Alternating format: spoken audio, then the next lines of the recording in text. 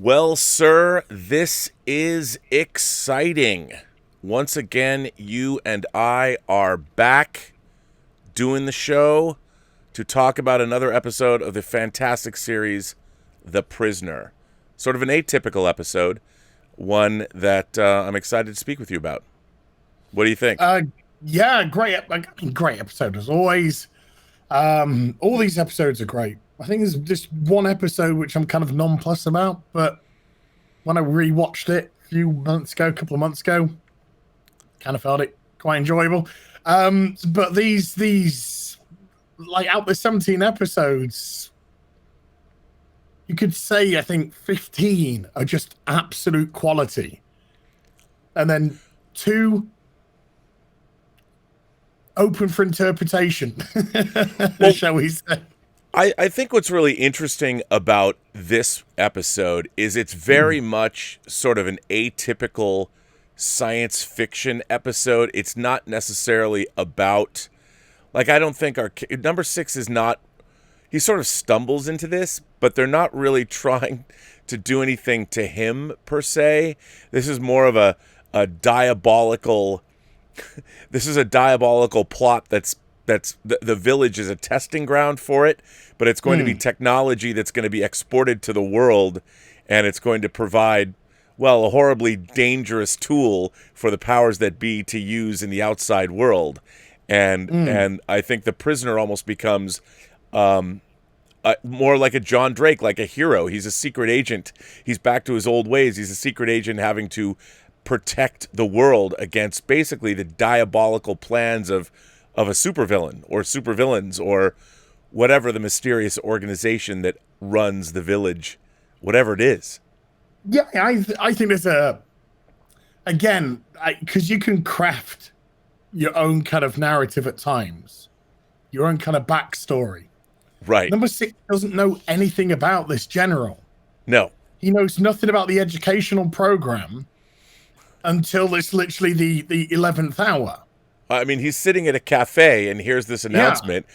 And I love how this episode actually opens, because it opens in typical fashion where you think he's being fucked with. Like, he's enjoying his afternoon coffee at the outside cafe, and suddenly this announcement comes on, well, everyone must go have their classes with the general, and everybody starts scrambling because they're going to start momentarily, and they leaving number 6 alone by himself at the cafe, and he wants another cup of coffee or tea or whatever, and the waiter's like, well, aren't you leaving? Aren't you going to your class? He's shutting up shop to go be educated. Right. But to me, it was kind of like number 2 was just like, just gonna leave number 6 out of this. He keeps fucking with my plans. Right. So right. I'm just gonna leave him alone. We'll deal with everyone else. But when he physically comes face to face a little bit later with number 6, he can't help himself.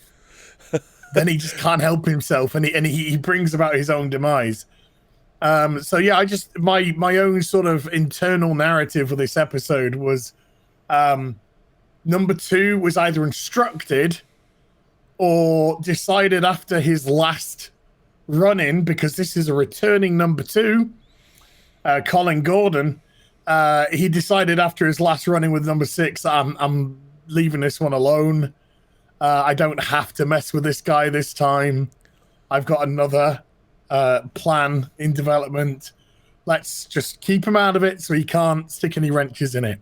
But this guy has proven that he can't help himself, and so when he meets up with number 6, I kind of feel as if he's like, oh, I'm gonna have another shot. Well, it's interesting because people have asked us, like, we obviously, this is our own order for these shows. We've come up with our own personal order of The Prisoner that doesn't necessarily follow previous orders, but we've thought about it. You've obviously put a lot of thought into this order. And one of the things I liked about this, people are like, well, you've got a returning number 2, and how does that work? Well, what's interesting is this whole plot really, like you pointed out, has nothing to do with the prisoner. Yes. And it's number 2 is like been brought. This is like number 2's pet project. He's probably been working on it for a long period of time. And really this has nothing to do with number 6. Number 6, it's kind of passed him by. And I like the idea that there's a lot more going on in the village than even we know about, because we, as the audience, we're just following number 6. But there's more stuff going. There's more reality in heaven and earth than you can imagine. Whatever. And the old the old Shakespearean adage. Cogs in the system, shall we say? Yes. Last week we dealt with the group of whatever they were called. I forget what they were called. Hackers or whatever they were called. Well, yeah. And then this time around, we sort of deal with an internal group. There's definitely internal personnel like this. But last week wasn't per se a number 6 episode either. Sure. Just number 6 was required only to give authenticity to their plan, and then he was dismissible. But number 6's tenacity would, prevent him from leaving it there. He needed to see it through. This time around, we have an episode where it's absolutely 100% nothing to do with number 6. Right. But the number 2 can't help himself. Colin Gordon can't help himself. And it brings him into the equation. And then we've even had a couple of episodes with Dance of the Dead. That wasn't to break number 6. That was really to bitch slap him. Right. It was to make him know your place here. You think you can escape. You think you can see the sea and the sky. You have certain freedoms. You are a prisoner here. You will be a prisoner here at our leisure until we determine that you are no longer necessary. And you can either cooperate or we will forcefully break you. It's essentially saying choose your poison. With Dance of the Dead, and then Many Happy Returns, which we dealt with, was just a complete head fuck of an episode in a brilliant way. It was like they truly did want to wish him a happy birthday, but unfortunately they're sadists and they don't quite know how to extend that olive branch. So they give him a day of freedom. They give him a day of freedom, and then they just bring him on back. Because they know he will come back. Because they know he will be the one who is determined to discover the location because that's his moral authority. And so they can let him loose, but he himself will come back. So that was such a cleverly composed episode. But this time around, nothing to do with you. Right. You could stay away from this completely. And what I do love about this episode is number 6 is so in the dark that we have an orange alert, and the professor, our main character, the professor that's teaching, who's working for the general and teaching these lessons. I mean, somehow the professor is fleeing. Like there's this orange alert, and you see villagers are chasing him on the beach. They're trying to chase him down, and apparently what I love about that is no one ever chases number 6 down when he tries to run away. But I envisioned that they were his students. Right, that's what I mean, and that his students don't want him to disappear. Yeah, the students are chasing him down so he can do the lecture. And it's.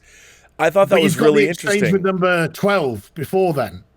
Right, and that's what. But in the cafe, he meets. Yeah. So, what do you think? I mean, obviously, number 12 is introduced as the.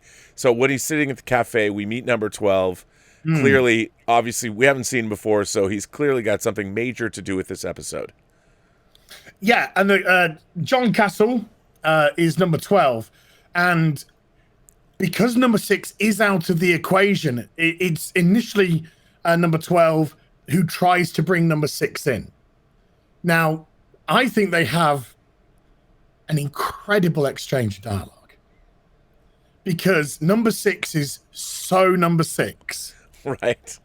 And number 12 understands number 6 because he is not a villager, he is a warden. Right. And so he knows how number 6 will perceive him. He's not going to make it a secret that he's on the inside. In actual fact, he uses it to the advantage later on. But he points number 6 towards the poster, the educational poster, because this episode is about education. It's a very obviously about education, but at the same time, it's an incredibly entertaining way of having a dig at the educational system. Yes. And the professor's boast is you can learn a 3-year college degree, university degree, in 3 minutes. 3 minutes. Through the general and through this new super learning system that the village has. And it's a wonderful exchange in dialogue because it's never hyperbolic.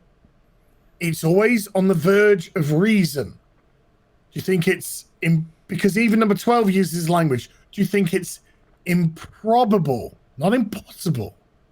He doesn't say, do you think it's impossible, and go hyperbolic for number 6 to correct him. You say nothing's impossible. Nothing is impossible. So he knows number 6. He knows how he operates. So he says, do you find it improbable? So number 6's response has to be, well, nothing's improbable. And then he makes him aware that he doesn't, he makes the exchange casual enough that he just wants number 6 to be aware of who he is. Do you think that number 12 went looking for number 6? You know, they meet at the beginning of the episode. Yes. And he's in administration. He knows where he'll be. They always have visuals on him. This wasn't a coincidental interaction between the two. He was sat there. He was watching him. He was staring at him. Number 6 had to fix his gaze. You know, he did. Oh, God. Oh, so I love this show so much. The show is so clever. It's so well written that you have number 12 up on the little hillside. Yeah. His table, just staring down at number 6. And then number 6 looks up, and instead of immediately being like, he does what every normal human being would be. Slightly embarrassed at the eye contact, breaks eye contact. Probably just a mistake. I don't want eye contact with this person. I'm not trying to engage them. Breaks the eye contact. Then looks back. The person's still looking, breaks the eye contact again. And then he's kind of like, hey up, this guy's clearly staring at me. Then he looks up a third time, but his eyes have changed. They're no longer casual eyes looking up. They're sort of the eyebrows are now steely in, and he's looking through his eyes. Like you do when you're much more aggressive. Only then does number 12 break his gaze. Absolutely. I love those little nuances. Well, I think what's interesting is, clearly whenever there's a new character that number 6 finally identifies as being somebody he doesn't know, he's like, all right, now I guess it's go time yet again. Yeah. There's something yet again that that he's now recognized and he knows. But what I think is very interesting is, while obviously number 12's relationship with number 6 becomes more important later on in the episode, at first, normally they would jump right into something. They would jump right into some situation, and really they don't. It's number 6 he's still kind of on the outside of all of this, but he knows something's up. I mean, clearly there's number 12, then there's everyone's leaving to see the professor, like he's never heard of that. And I love the fact that number 6 has never heard of this before. So the idea, what I love about it is the surreal nature of just one day, this thing that seems to, from number 6's perspective, apparently this has been going on for a while. And he knows of it. He knows nothing about it. And I love the fact that this one day he happened to be sitting at the cafe where there's now a poster up advertising this, and everybody at the cafe knows about it. And I love, like, they're even wearing buttons with the professor's face on them, and I love, because at first, a la in typical prisoner fashion, as an audience member, you're like, oh, this is the manipulation of number 6. This is something they're doing to him again. They're pulling him in. He doesn't know about it. They're doing this to sort of keep him off balance. But that's not the case. Not this time. No, I think number 12 is sounding out number 6's response to the... Because if number 6 was just like, I don't give a shit, I don't care. Right. Then you could feel like number 12 would almost be All right. He's not the person to bring down the general. Right. You know, and he'll continue to be a cog in the machine and just do his little things when he needs to do them. So I think it was a sounding out process on number 6, and what his sense was as regards to something along these lines. And then he's, number 6 is like, it's improbable, but whatever. And then we see the beach scene with the professor trying to leg it, and that gets the prisoner's interest. So now he's never seen this before. This is something new. You've got this educational system. You've been approached by this person, and you're always, from a number 6 perspective, you can just take it as given. He thinks everyone is in on it now. Nobody has the benefit of the doubt anymore. Nobody. Everyone is in on it from number 6's perspective. Yep. So I have to say that I went to the Evergreen State College before I transferred to USC here in California, and there was there was a student uprising there, sort of, back in 2017, and I went there a long time ago, but I couldn't help but look at what we've seen in academia now in terms of safe spaces when I'm watching these students running after their professor. The professor's like running away from these crazy students, and I couldn't help think, well, this image resonates with me now more than it might have. I mean, the idea that the professors have to bend to the will of their students to the point of being, the professor's being literally run out of his. He's leaving, and his students are going to drag him back. Now, it's not quite like what's going on in academia today, but the images it kind of is. But it's a mixture of both. Number one, you have universities where they are bowing to their students. Yeah, like you say, they are rejecting speakers. They're rejecting other opinion. Whether or not you agree with the opinion or not is irrelevant. But I would always advise people to hear both sides of the argument, 100%. Both sides of the story, and then you formulate your own opinion. When you cut off an opinion, you become a fascistic society. And when we see these universities, particularly states, bowing down to the students, creating segregational areas. You can call them safe spaces all you want. They're segregational areas.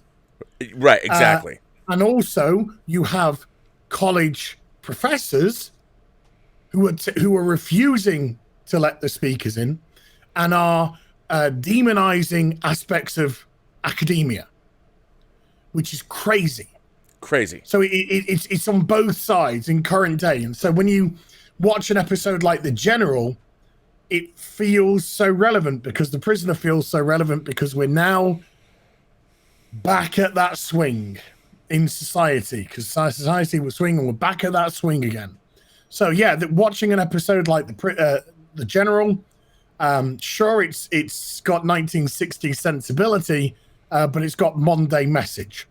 Oh, absolutely. I mean, the whole idea of speed learning 3 years in 3 minutes, that somehow you're going to have some kind of matrix level brain connection, hypnotized, where this stuff is being downloaded into your brain and you can't do anything about it. Like they even say in the episode that this learning system, it's once it happens, needs refreshing every so often. Yeah, but when it comes in there, the information they've given you is immutable. Like you can't like learn more. Now we learn the lesson that's being taught is the history of Europe, in modern Europe. And my teachers. The weird thing is, I can even remember this. This has stuck with me all my life. Is my sister, my teachers when I was at school, when I was a kid, would tell me about the dangers of parrot learning. And this is what we called I don't know if you call it in America, but this is what we call in the UK parrot learning. The teacher says something and you mimic it like a parrot. So are you learning or are you mimicking? And where does the development come from that if you are just mimicking what the teacher, professor says to you? And Right. as we learn in the episode, this is just another system of parrot learning. Which obviously is sort of the antithesis of learning how to think, learning cognitive reasoning skills and being able to take. That's what I find so dangerous about modern academia, when you hear that certain speakers, that percentage of the school population, the students have decided that ideas themselves are painful. Oh, dangerous. They're dangerous. Yeah, dangerous. Hearing certain concepts literally can be considered violent. And the idea that a concept can be somehow violent that's such a weird perversion of Words thought. of violence. And it also removes the student. The student is now the idea that they must be protected from the very thing they're going to experience in academia, which is all kinds of new ideas. They're supposed to be honing and developing their own ways of thinking, their own belief systems, and their own, hopefully they're going to extend human knowledge by distilling human knowledge in a different, new way. And if you decide to limit the ideas that you're going to experience, anything that you come up with isn't going to be valid because you're not taking into consideration all of the information that's out there. And no, I discussed this many times before, but this is another example of received opinion. When you receive an opinion and you like the sound of that opinion, then you reject all else. However, you don't understand why you like the opinion. And so you can't argue the opinion, you can't defend it properly, and so it reduces itself very quickly into argument, name calling, base attacking. And it's that sort of aspect now. I don't want to hear about your idea because it's dangerous. Why? Why is this dangerous? Oh, go fuck yourself, you ba. Because they can't answer the question. And that's where we're at now. Exactly. I mean, we're at that way in politics. We're at that way in academia, even in just online social discourse. Media. What's very interesting is I've seen it, as a passionate genre fan growing up, talking about movies, television, books, comics. My fellow fans, when I was a kid, we used to have, I remember in my neighborhood, we would have these passionate arguments about who was better, the Avengers or the Justice League of America. And I was the DC fan, so there was less of me. There was actually only one of me. And you'd have these conversations about, well, is Silver Surfer more powerful than Superman? And everybody, you would spend hours giving these passionate arguments. We're like 8. Talking about and throwing out examples of what the Silver Surfer can do, and what would Superman do if the Silver Surfer called Galactus, and everybody knew, like everybody was so well educated on the subject of superheroes that they could have these kinds of discussions and pull out this arcane information or evidence. No, in Avengers episode or Avengers issue 198, this happened. Well, nowadays, like you said, people just have heard an opinion that they like. And they can't do that. And I've seen that even in fan circles. Like, we're doing this show, these deep dives into The Prisoner, because of the very idea that we can discuss the concepts in the show. And this particular episode, the general, once they program you with whatever information, like what if a hostile foreign power wanted to give you their history of the world? They don't really go into this exactly, but it's insinuated. The point is being made that this educational tool is monstrous because you can be programmed in 3 minutes to think and believe with whatever dictatorial power wants you to believe. Well, history is written by the victors. And that's I think that's sort of the unspoken overarching message of this episode, is that the powers that be here are creating a device. I mean, they couch it as far as education is concerned, but really, as we learn as this episode goes on, this is mind control at its finest. And what I found about infiltration and education. Absolutely. So it's about infiltrating education, and then when you have that power of infiltration and you're the one in power to educate, you can teach them what you want. And that is very much what we've had in recent times, debated, of course, in the Cold War. Well, there's a great documentary on Netflix called The Social Dilemma that's all about how big tech has basically figured out ways to program us. And it's exactly what this, as I just watched The Social Dilemma, and I'm thinking, my God. Bring up Twitter right now. On the right-hand side, there is now a new What's Happening tab. Oh, and hang on. that What's Happening tab is the general. Right there. It is telling you what news you should take in. It's telling you what trends you should be listening to. It's telling you what news sources you should be gleaning your information from. That is the general. This is a very biased way of providing information.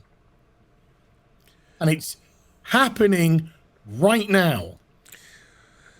It's what's really interesting. What's terrifying is all of the one of the things at the top. It says hashtag scream here and then vote. I don't even know what that is, but scream here and then vote. So you're equating voting with anger, rather than like, why not vote your conscience?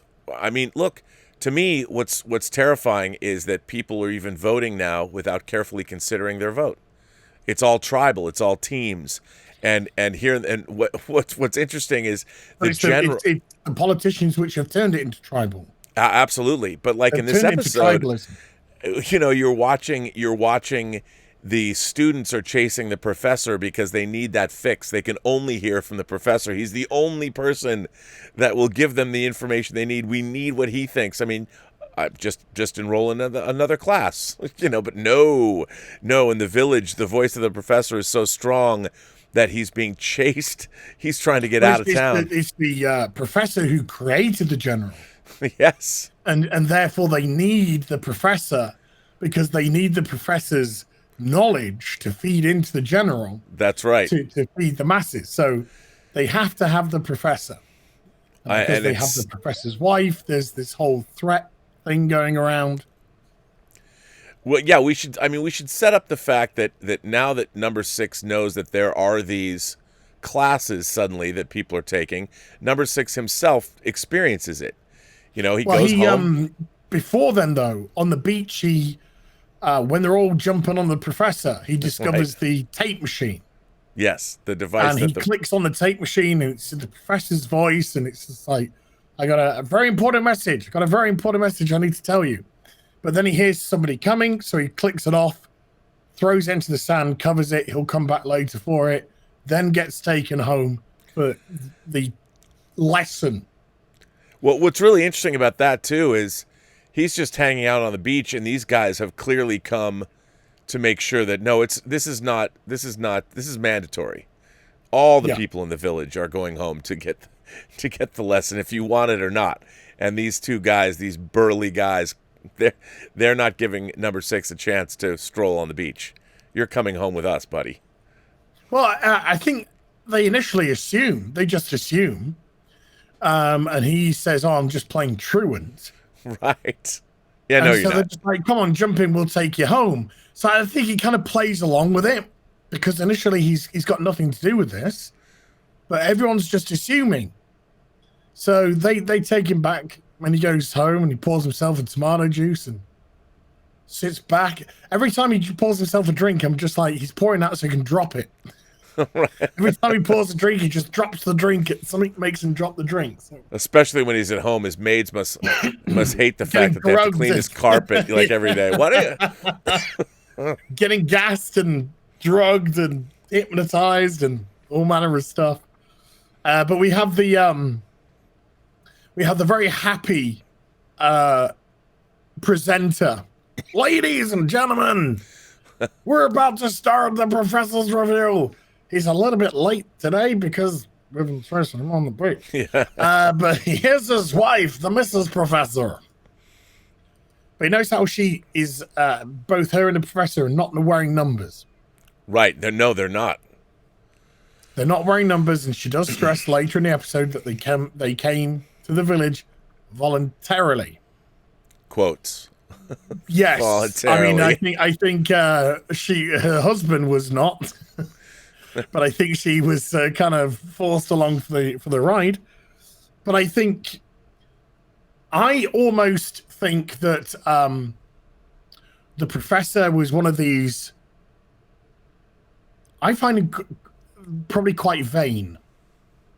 That my general, my machine, this thing that I've created, this is an amazing feat. This needs to be shared. I need to, and I think it's the village have come along, and then the village have perverted what his machine could be used for. It's like when you split, when the atom was split, for example, the immense power that you can generate. Oh my God, what have I done?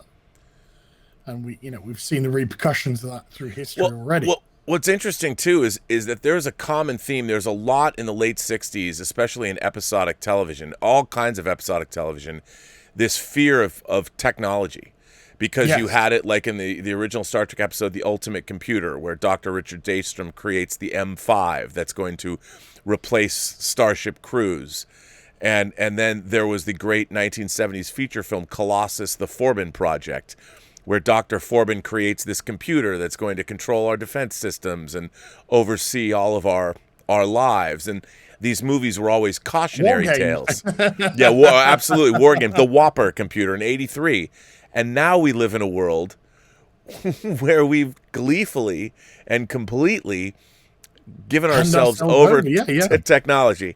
And it's very funny watching that documentary, The Social Network, or The Social Dilemma, talking about how big tech is programming our lives. I mean, everything that they were fearful about in our entertainment. And they, we look to our entertainment to sort of, these are ideas that are in the zeitgeist that writers pick up on and create stories around. And there was machines in so many different stories in the 60s and 70s and 80s. And yet, when we got that technology, we gleefully take it everywhere with us now. Our phones, our computers, our laptops, what we're talking. And if somebody said, here's an online class, learn all of European history in 3 minutes, bruh, I'd sign up for that shit tomorrow. Where did a lot of the, where did the ideas for all of these come from? Oh, absolutely. But this was supposed to be altruistic, and this was all supposed to be Star Trek: The Next Generation. Turn people onto touchpad. Absolutely. Turn scientists onto how can we create touchpad? You can thank Star Trek: The Next Generation for touchpad technology. And all of the people, like you watch these guys in this documentary in big tech, they all thought, this is going to be great. We're giving everybody all this information at their fingertips. They really believed, at least I think the people that created these systems, because they were so great, they really believed that, well, this is going to help society. Well, it would if we didn't live in an Orwellian society. That's true. That's just the problem.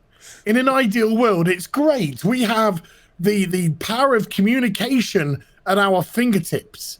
I no longer have to wait for my home phone to ring and me be here physically in the property to find out some information which might be really important. I can take it wherever I want with me. Unfortunately, Big Brother has a microphone on this and it's feeding information into it, and the marketing element is now trying to sell me stuff based off what I've said. It's also trying to find out my interests, my hobbies, my sexual desires, all through, because we're in an Orwellian society. We have great cameras at our fingertips, but unfortunately, we have cameras following us wherever we go, satellites in the sky that can pinpoint us to the exact location where we sit in. But what's frustrating is we're carrying cameras around, and rather than necessarily documenting the wonder of human existence. I mean, some people do, obviously, a lot of people do. What do? We take selfies and make duck faces and put them on Instagram. We have all this technology at our fingertips that allows us at any one point, to share. Now we've become just literally navel gazing, and rather than look outward at the wonder and the infinitude of creation, we're looking back at ourselves to the point where we're so fascinated with our own images that we're forgetting to live. Instead of looking at Mount Kilimanjaro, we are turning away from the wonder, and we are shooting a second-hand us with Mount Kilimanjaro behind us. Yes. Rather than looking, the sun's setting behind. But you can blame marketing, you can blame advertising for turning the world into a bunch of narcissists. And to what end? It's image. You. Brand. All for profit. And is it really accentuating by all metrics? It is not accentuating the human experience of the world. It's not fulfilling us spiritually. It's not fulfilling us creatively. We have all this incredible technology. So everybody, we should be going through a renaissance of creativity. And to a certain extent, there are places where that is going on. Yeah, some people are. I mean, but I think, for argument's sake, I was just going to say, for example, there is a YouTube channel, which I am absolutely hooked on at the moment. And it's called One Bike, One World, I think it is. And it's about this Scottish chap, and he's literally going around the world with his cat. And they're currently in Europe, and they've been traveling around Europe, and he's taken it to all incredible places. And this little cat, is experiencing this whole thing with him. And it's the most wholesome thing you've ever seen in your life.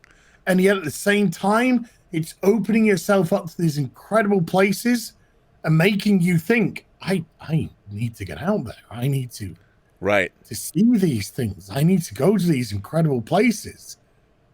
This bloody cat is experiencing this and this nomadic lifestyle and thriving off it. And this guy is documenting it, showing it on YouTube, making a book about it. That is how you can take the technology, and that's how you can turn into something positive, wholesome, enjoyable for all.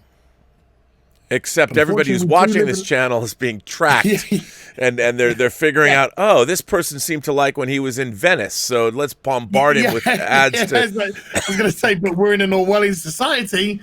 So you watch that video, and now you've got YouTube suggesting 608 cat videos, Venice videos, bike videos, Scottish videos, because the algorithm is saying this is what this person enjoys. So we're seeing one way, and then we're seeing the flip side of it. Right. Well, I think what's interesting at first, I mean, clearly because it's on the prisoner and it's in the village, there's always a sinister aspect to what they're doing. And obviously with the professor being chased, we know the audience is not expected to glean that this is a bad thing. They're telling us it's a bad thing from the get-go. There's something very sinister. Yeah. So we know this. And I think when he does come back after they bring him back to his house and he actually experiences, I mean, it's in prisoner fashion. They do these great close-ups between, the mesmerization through the TV screen, the voice, hi, you've got to welcome to this, and the professor's wife, the kindly, oh, don't you want some of this? This is a great thing in the world. The wholesome wife, yeah. And of course we see once number 6 is getting this information, he passes out. So it's not necessarily a great thing, but he wakes up. And when he has all this information, number 2, in one of my favorite scenes in this episode is when number 2 comes and confronts him at his apartment and talks about, isn't this great? And then he number 2 starts asking him about European history. And number 6 can just describe it by rote, and he keeps firing off these questions. But then at the end they sync up. and number 2 and number 6 are saying the exact Yep. same things about European history. And that, to me, even number 2, who's learned from the general, is even he has been programmed by what the state wants. This machine, even our functionaries are, I was only following orders. Yes, you were following orders. This is our scientist. This is our scientist number 2. Right. This was the guy that was interested in the drugs, in the interaction drugs. This is the guy who's interested in the condensing of education. This is our science guy. And so you could fully understand him being, I want to be part of this. That's right. And he is. I must experience what the general has to offer. I must learn and make sure that this is legit. And so, yeah, they sync up. And the funny thing, of course, is the reason why number 2 arrives at number 6's abode is because he's got a guy with him who's got a metal detector, detector, or some sort of electromagnetic detector, because they saw that number 6 was on the beach, because they see everything. They see everything, and they also know that the tape recorder is missing. So we have this exchange initially of I was looking for the professor's lost something. Oh really? What's that? A tape recorder. It's so coy. It's beautiful. It has his lesson plans on it. Well, it's just like you should try the wardrobe. So he sends the guy to the wardrobe, opens it, it's empty. It's just like very, very droll. And he says, "Look, I'll do a deal with you. You find the tape recorder, I'll let you go." And immediately that's just bollocks anyway. Completely. It's just utter balls. And then of course they have that's when number 2 can't resist.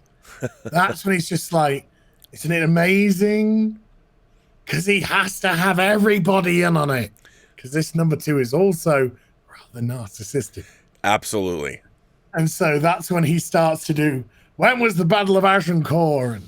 And what happened in 1830? And you have the Parrot teaching and the Parrot answers. And like I said, they sync up at the end, which is just great. Absolutely great. And he's kind of like, it's amazing what you can learn, isn't it? Number 6 sort of thing. And then he leaves. And number 6 is taken aback for a moment. He's just like, how did I get all of this? Yes. Did I really? Do I now know this? This is knowledge I didn't have before. Now I do. He asked me the questions. I answered the questions correctly. And he's surprised that he even can recall this knowledge. Yeah.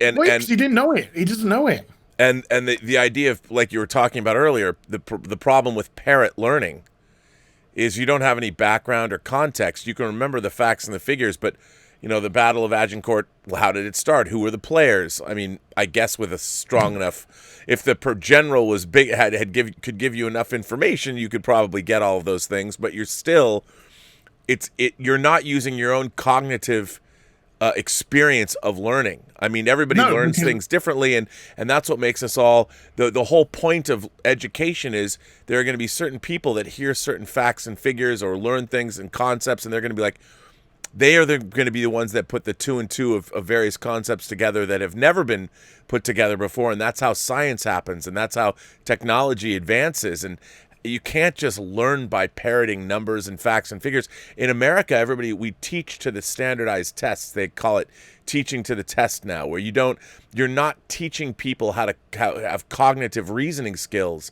by putting 2 and 2 together and realizing that 2 and 2, when you add it together, might equal 10,191 if with enough computations. They just learn the 2 + 2 = 4 and they're content. Please don't use the 2 + 2 example in current day, because that's already going crazy right now. Oh right, it's not Common Core. I apologize for that. 5 and all that stuff where you just want to slap the living, because maths is now racist and inherently biased, because maths is a production of man and ergo automatically flawed.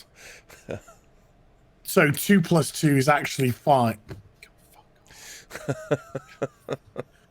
But yeah, it's they do stress, and this is because The Prisoner is a clever show.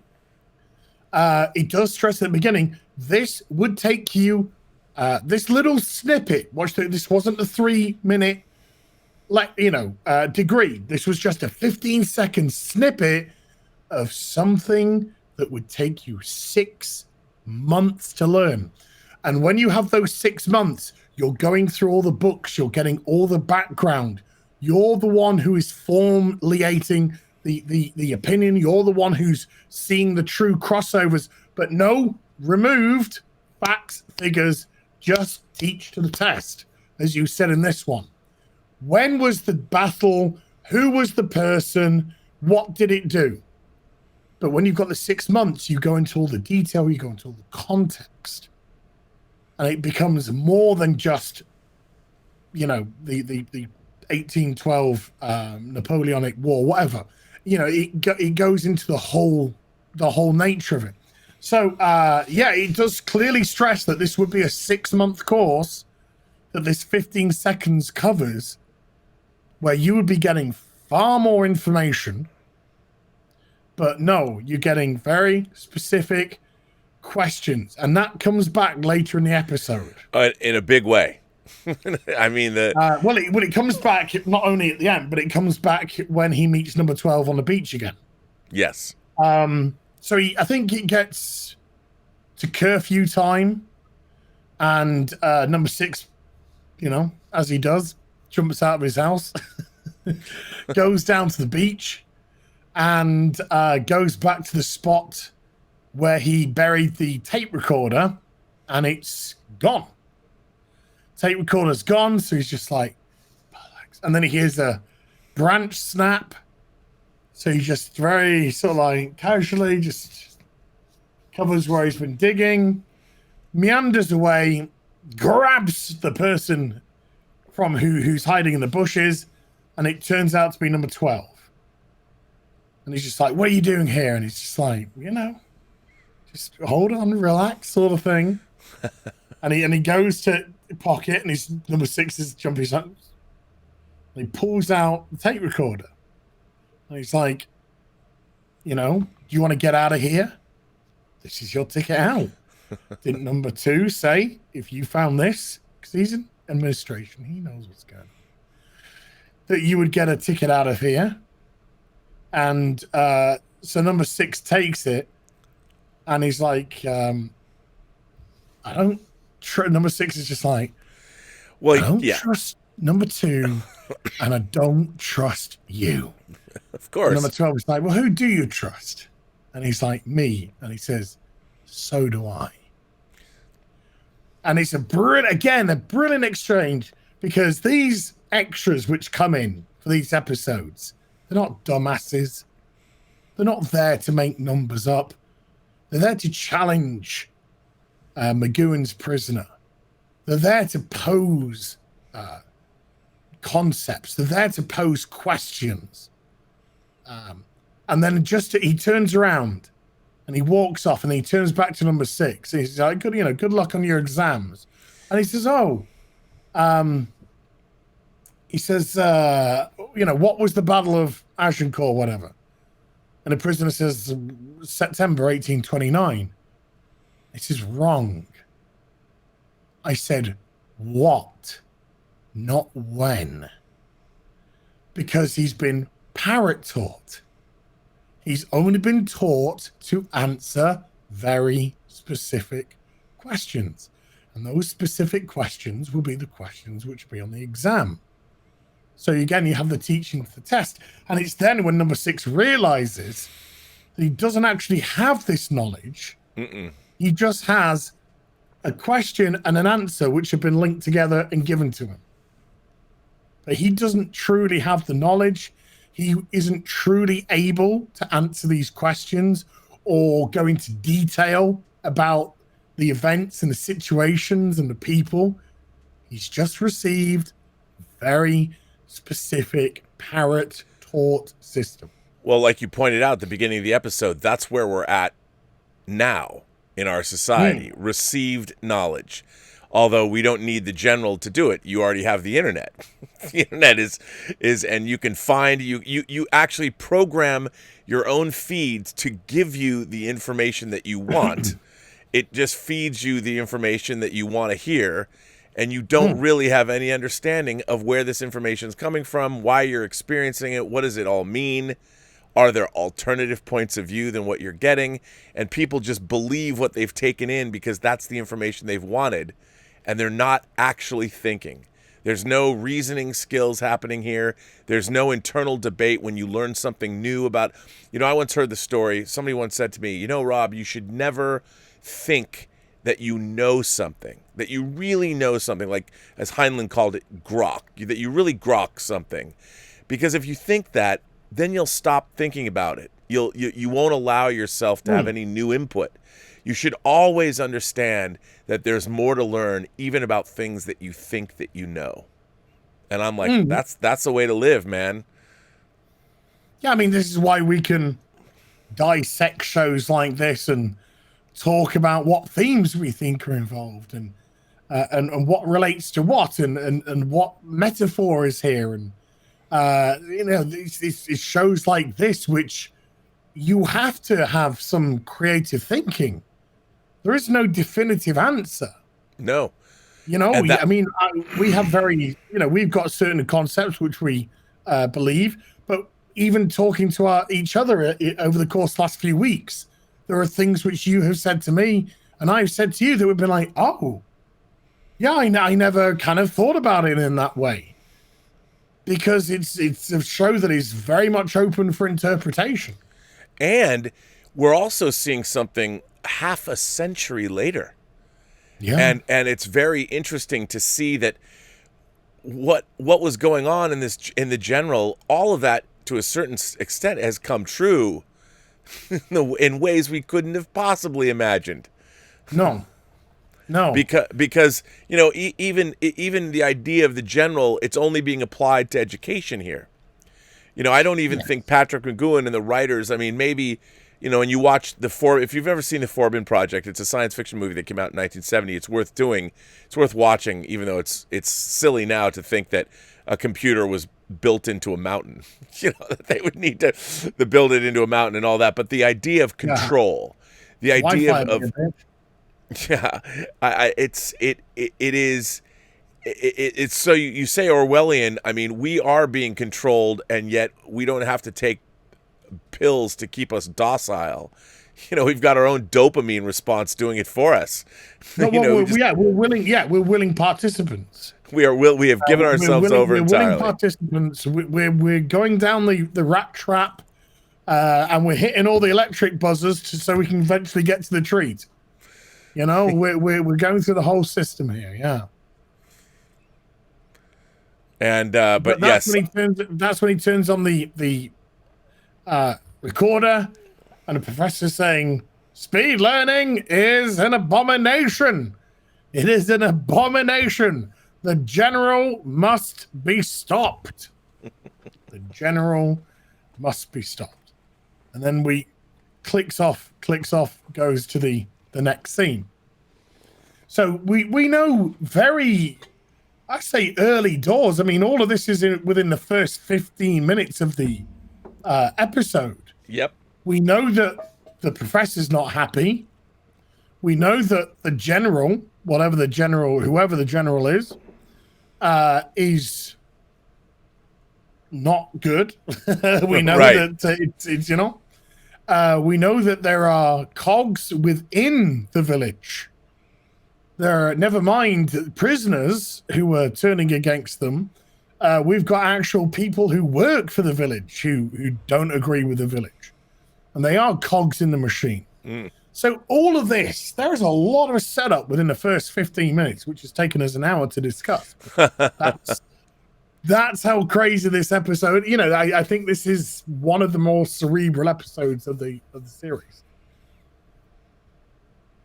But then it turns into, it's interesting because then we get more into the spy plot. It's all set up now. It's everything is set up, and we still the question is, well, what is we don't know what the general is.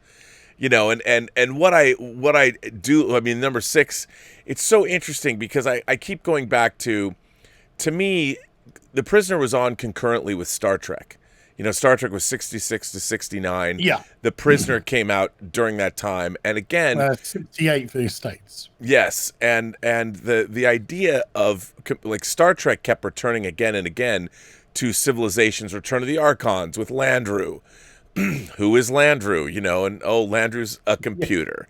Yeah, and the idea that computers would control man is something that they repeated again and again, even in sitcoms. They'd get like a robot butler that would come and live at the home or something, and they were always cautionary tales.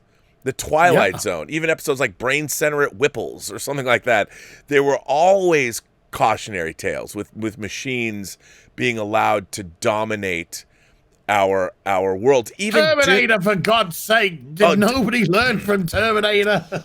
In Dune, Dune comes out in 1965, and Frank Herbert, the Butlerian Jihad, where computers were allowed to dominate humanity, and they revolted like the Cylons in Battlestar Galactica, and there was a huge war fought, and then at the end, humanity said, never again are we going to allow machines to be created like the minds of men, the minds of humans, and that's where the Mentats came from in Dune, and so this idea of technology running amok, and the professor saying speed learning is a lie, it's another way that machines dominate you.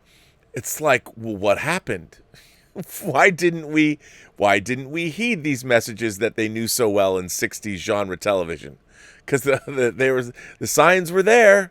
They were telling us. I mean, there is the argument currently raging that technology has advanced way beyond us, and we are now behind technology. So whereas before we're kind of ahead of technology, now we're sort of behind. It's developing too quickly, and we're not developing quickly enough alongside of it. And so we're getting into situations where, a lot of jobs can be done automatically now, which is cutting down workforces, cutting down call centers, and these are, regardless of how you feel about them, these are positions where masses of people work. Thousands upon thousands can work in just one company's call centers, manufacturing areas. And so you take that away from one company, but you take away from all companies.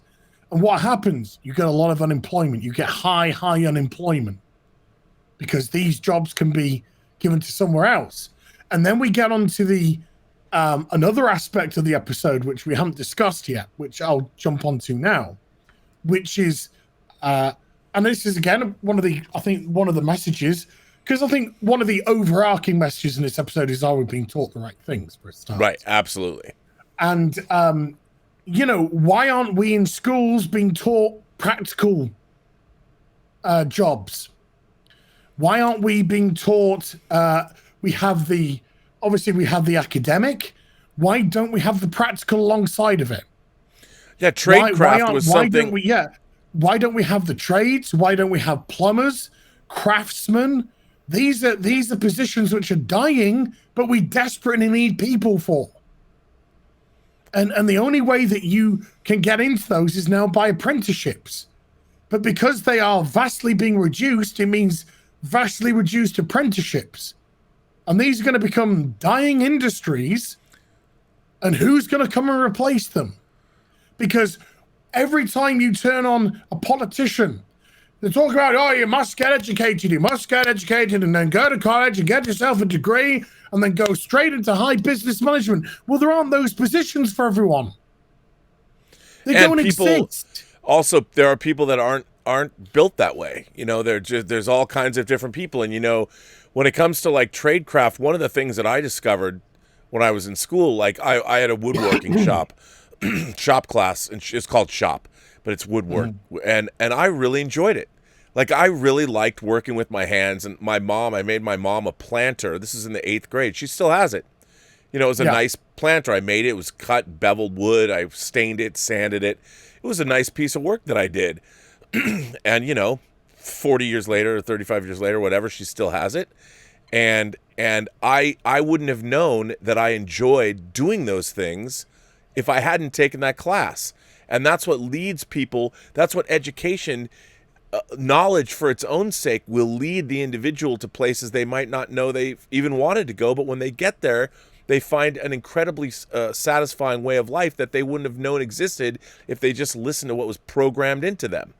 So, but these things for us stop at a certain age. You know, they stop at a certain age, and you can't continue them. So for stuff like, I think somebody put in a chat, metalwork, woodshop, stuff like that. For us, it stops at 16.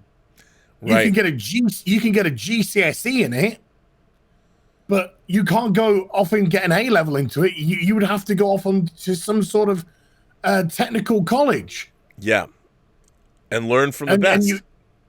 But they're getting diminished because everyone's pushing academia for jobs which don't exist. So you're getting technically highly educated, inverted commas, people coming out of universities in tens of thousands of pounds worth of debt with no job to go into. And no skills. No marketable skills. Yeah. You know, and worst of all, no experience. No experience. I mean, I remember hearing Peter Thiel, the tech entrepreneur, the tech venture capitalist, who was one of the first people to invest in Facebook. I think it was a couple years ago, and he was saying he was going to pay people to not go to school. You know, he's going to find really smart men and women and pay them to develop whatever it is they wanted to develop, almost to see what they're going to come up with. And in a way, I mean, I completely can see that, because I think people that are really smart and innovative, they do those things anyway. They're drawn to it. And I think that the message of this, what's really interesting in this episode too, is that as this is all revealed, like the professor knows this kind of education. I mean, this episode obviously takes the tack, the writer takes the tack that this kind of education is monstrous. You know, people cannot... I mean, maybe like in The Matrix, I know Kung Fu. I would love it if I had a computer that I could download, say, Japanese, and I could read all the models. He only knows Kung Fu in the fake world. Right. Yeah, that's right, in the fake world. But theoretically, I mean, that kind of information, you'd have to have you wouldn't have the muscle memory. But if I could learn Japanese or something to read my die-cast metal rock robot instructions or model kit instructions that are in Japanese, I would love that. There is some information I would love to learn in 3 seconds or 3 minutes. We're kind of getting the early development of universal translators now, aren't we? I'm looking forward to that. I mean, we do have that. You can speak a phrase in your phone and play it for somebody, so you can actually get by in foreign lands the way you couldn't. I mean, can you imagine if, like in Richard Chamberlain in the miniseries Shogun, when he shows up on the shores of Japan, had a phone with him that he could translate so Lord Tokugawa or Lord Butrog would know what he was saying? I mean, you could solve a hell of a lot of problems in the world if you could understand what people were talking about. But yeah, I mean, this is kind of where we are. We've got technology that's going above and beyond man. I used man. Don't get butthurt, people, please. That's going above and beyond man. And we just are getting them replacing. What are we going to do with the people? Because the government is still pushing academia. No, and I think the question really is, I mean, what we're not like as jobs. I mean, everyone talks about, like, you have our president Trump's talking about bringing manufacturing jobs back to the United States, and that is definitely something that we would want to do. Unfortunately, these manufacturing jobs are being automated. So the real question is, when people who have spent their lives learning how to work in certain factories and things like that, when they're displaced, they have nothing to fall back on. But if we had an educational system that stressed a wide variety of educational tools that people are given, like tradecraft, learning things, and so people have hobbies and they can turn those into something else. So these are I think these are important issues to deal with, and that's what this episode is doing. And what's really interesting is the professor's screaming, "Learn to code." Yeah, hashtag learn to code. But like you said, in 15 years, where are plumbers going to be? What, are you going to have some equivalent of the Roomba robot come in and fix your toilet if it backs up? No, you're going to need somebody that comes in and understands, the binary language of moisture evaporators, like C-3PO. What happens when somebody doesn't? The protocol droid is going to come in. Yeah, fix your toilet. I'd get under here, but my arms, they're unfortunately. But I mean, that kind of, I think this, and what's really interesting is, of course, number 2, as you said, a man of science. Number 2 is a man that's looking for the shortcuts. He's always looking to how can technology be used to do all the shortcuts so mankind, so we don't have to put in the work. But this is of course a cautionary tale. Yes, so it is. That would be the outcome. Technology is great, but an over reliance on technology, the implementation of technology to take away from humankind, those are the things we have to be worried about. It's great when technology can advance us, can actually help us when it's not Orwellian. But when you take away a man's job, then is that a good thing? You get a quicker production on a car. Does it make the car any better? Well, where are we getting most of our stuff from in modern day? China. Who's making the stuff in China? Fucking kids. What's the quality of this stuff? Garbage for the most part. Well, not only that, but if people are being displaced, I think our civilization as a society, we have an obligation. Our society itself should be able to find new positions, new meaning. There's nothing more demoralizing than getting downsized or removed from a position and you don't have any skills, you don't have anywhere else to go. You've literally, that was another thing that was always in the Twilight Zone, or like the obsolete man, the episode of the Twilight Zone, or in Ultimate Computer, give my regards to Captain Dunzel. When people are being replaced, our society should be the first place that steps in and says, listen, we understand you've lost your job, but we know that you have certain abilities and skill sets. Here's 10 different things we have to offer you, positions we need filled, and things that we want you to be fulfilled by. And this is something that we as a moral and just society need to start doing, I think, and need to start paying attention to, because now with profit being the only overriding motive for anybody. I mean, if it's just money, the funny thing about it is we're going to one day corporations they're going to profit themselves into non-existence, because there's going to be nobody left to spend any money. Everybody's made so much profit that we're all sitting here basically waiting for our government. We'll be on the dole, and what is mankind supposed to do? And that's what I think we really have to ask ourselves is, where are we going to go? Like, the great thing about this episode is when the professor says we can't learn this way, and then it becomes sort of an espionage story with which to uncover what's really going on and get rid of this demonic learning machine, we don't know that yet, but this learning system. The idea is I don't want to jump ahead, but what I do love about this episode is the end of this episode, the last shot, it's one shot, but it's a scene too. It's a long take. Mm-hmm. It's all about compassion, and it's all about emotion, and it's all about condolence and two humans. And I think that the way this episode ends is quite beautiful. Mm-hmm. And at the end of the day, it's not about technology. It's about human interaction and human connection. and it was an interesting way to end this episode, and that's why it's one of my favorite endings.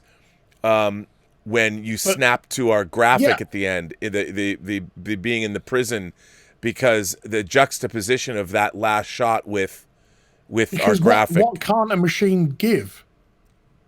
Absolutely. Can't give empathy, can't give sympathy.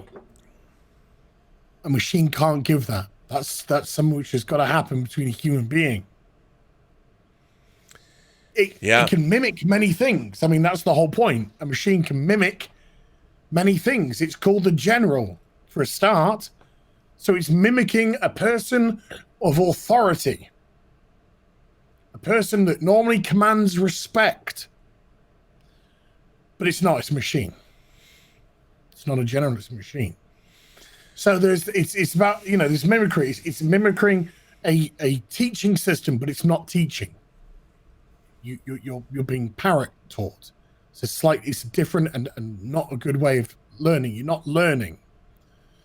And then, of course, at the end, yes, you have a quiet scene that just has the music, the sad music, and just number 6 saying something to the wife, her sitting down, him moving on, walking on. Because only humans can have empathy. Well, and also what I love as this episode moves along, I mean, we do get into number 6, infiltrates. He wants to know what's really going on and what is the general. So there's a lot of spy stuff in here, and there's fighting guards and all of that. But what I also love about this initially is he wonders if the wife is the general. Right. Oh, there's the great scene. He goes to one of her classes and everyone's drawing and stuff, and he does this. He does very good drawing. He does a very good drawing of her and puts her in a general's uniform, trying to get a reaction out of her, trying to suss the situation. Discovers she ain't the general. But he's doing his John Drake stuff. Yeah, he's doing his investigative.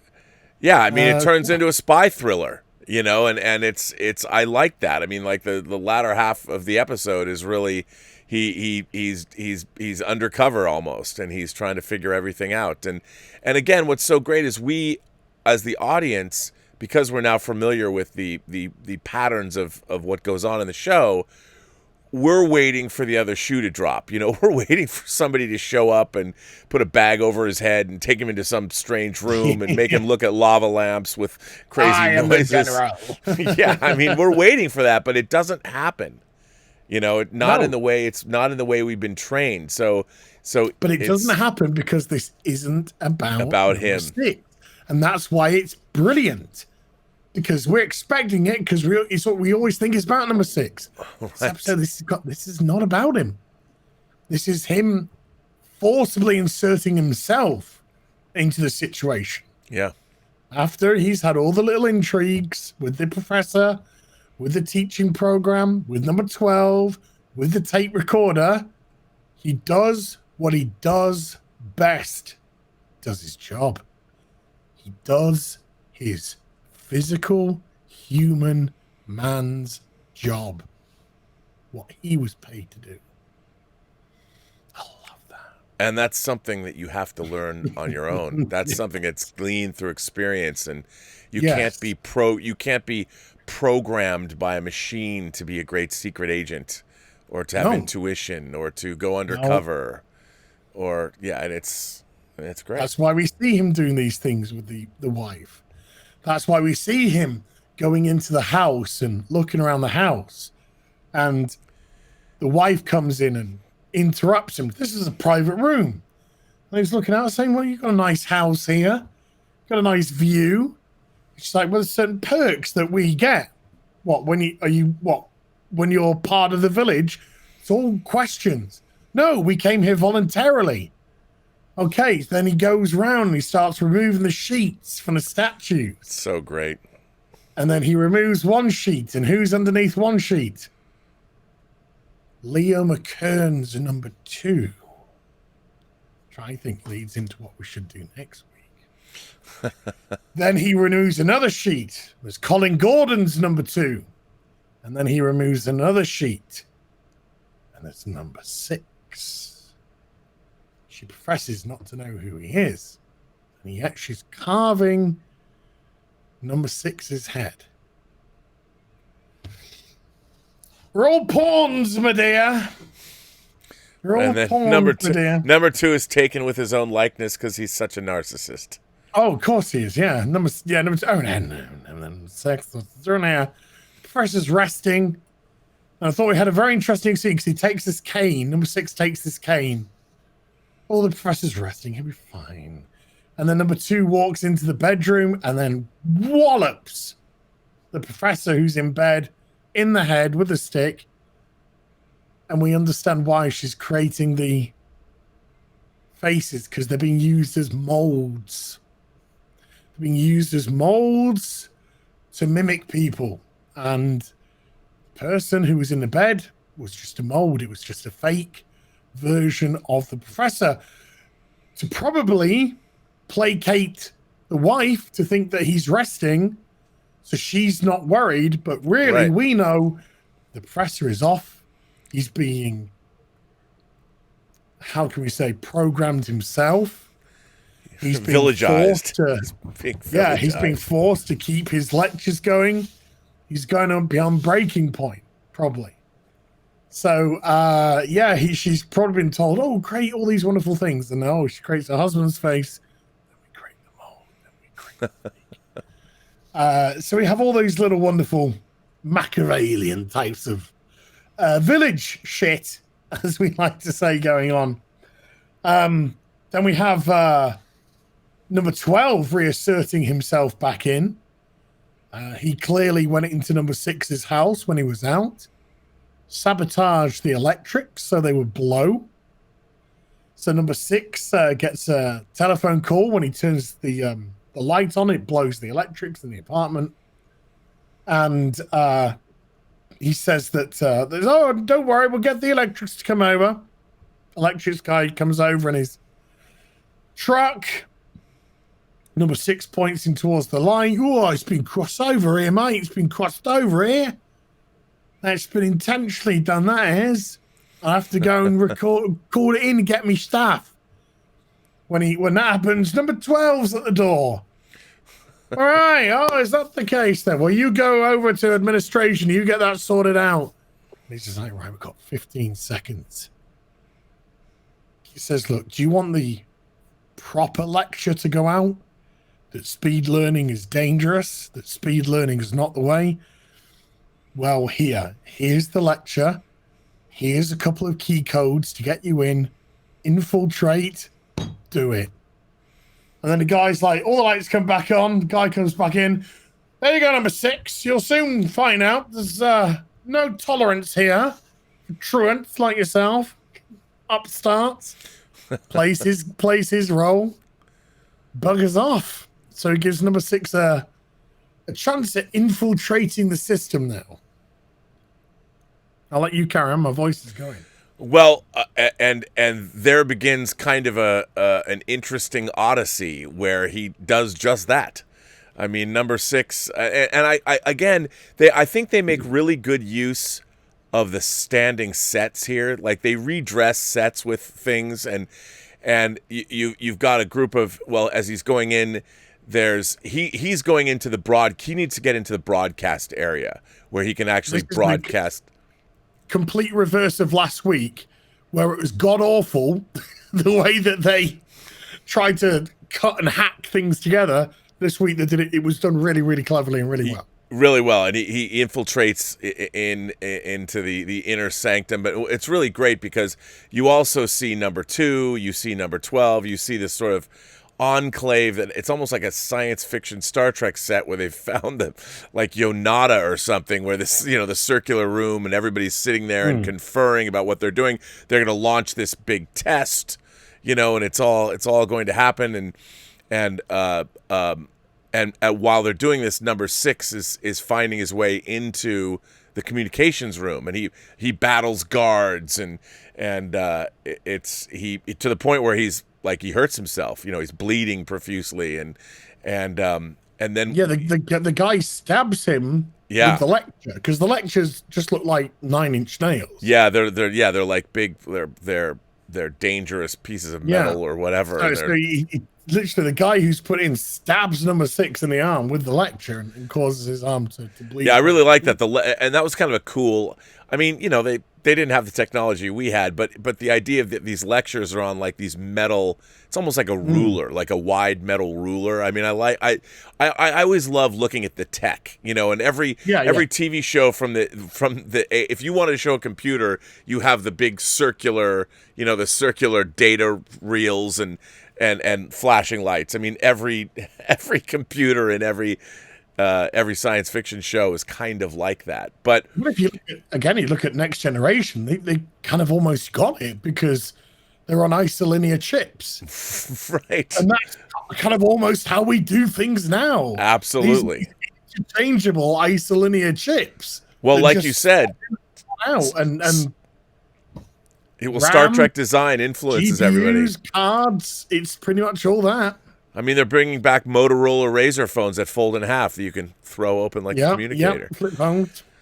But what's really interesting is these tests. Obviously, that there's a lot at stake with these with the tests. The general the test for number 2 once again is he's got a lot invested in all of this, and there's a lot of people watching and whatever is happening here. So they're getting ready to this is the lecture. This is the proper 3-minute lecture that's going to give you the university degree. It's showtime. It's go time. It's showtime. This is what it's all led up to. It's all very important. And at the same time, it's interesting. Number 6, the one thing I thought was kind of funny is when he gets into this room, it's like a periscope. Yes. I was thinking like, okay, the prop department's like, well, what are we going to put in here? Like, what can we... Well, there's this sub-prop that we used in some World War II movie, so let's use it and put it in there. But then they surrounded it with all kinds of wires and things that look... It was kind of goofy. It looked great. It was goofy, but I really liked it. Like, okay, it looks like a lab from like some 50s science fiction movie. I'll buy into this. And what's really interesting is the powers that be don't know he's there yet. Like he's infiltrated this, like they have not been paying attention to number 6, and number 12 is given this. Like it's not like number 12 was necessarily. It's almost as if number 12 was genuine. He was like, okay, here if you want to get in there, because no one was tipped. Yeah, no one was tipped. Yeah, no one was tipped off that number 6 was there. No. So then you realize, like, oh, maybe number 12. Really was, on his side. And yes, I mean you don't find out, and they're getting ready to do this test, and then of course they're checking everything and they're seeing if it's all going to work, or they're checking with all the different people that need to help launch the test, all the technology, and then he's in the transmitter room, and he doesn't answer, and they use the surveillance cameras, and then they see, and they don't even know it's him right away. They can't audio check. Yeah, and he's a bit late, but he passes the audio check. That's right. But then they do a visual check, and even then, they go around and see everything, but they see the arm, of course, and the bleeding arm. Yes, and that's what gives it away. But I love the fact that here he literally number 6 was off the grid. He actually was able to infiltrate, like, so they so for a fact they weren't paying any attention to him now. Because it wasn't about him. And I love the beauty of it. It wasn't about him. Because this is not about him. And I kept waiting when I was watching this, even though I've seen this episode countless times. I kept waiting for it. I think audiences who haven't watched this episode are waiting for the other shoe to drop. They're waiting for number 12 to reveal himself to be, manipulating him all the time. They're waiting for this to be about number 6, and it isn't. No. And I think that it's, you realize that when they're surprised to see him. Like, what's number 6 doing there? And then, of course, they go apprehend him. Yes. They go get him. He gets cotched. Because we still don't have the reveal of the general yet. It's coming. Yeah, he this is again number 2's vanity gets the better of him, and he the irony, of course, is number 2 knows the answer to this question already, because he gets number 6 there. Number 6 does what number 6 does, doesn't talk. You're not getting anything out of me. So number 2 poses the scenario. How could you get into a situation like that? You would need some help, which means we've got a traitor on the inside. Mm-hmm. We discover when he gets to the general, he already knows who it is because he can work it out himself. But then he's just like, oh, what a wonderful time to show the general off. And I can pose the question to the general, and the general will give the answer. And it will prove how wonderful I am, and it'll prove how wonderful the general is. It can do anything. We're currently testing with history, but it can lead to whatever we want it to be. Yes, it can. So yeah, he drags them all to the general. We get the reveal of the machine. The professor created it. It's his baby. Probably hates it just as much as he loves it, type of thing. We discover essentially that they've essentially said to the wife, the husband's, he's got to do his job, otherwise, oopsies. Yeah. And essentially they've told the professor the same thing. You got to do your job or your wife gets the oopsies. And so that's when number 2 goes full narcissist. Pose a question, Professor, to the general. Number 6 manages to infiltrate the system. He would need code to get past. Number 12, where would those be distributed from? Administration, where number 12 works. Because he's telling number 12, I already know, but we're posing it to the general, and he's going to work it all out.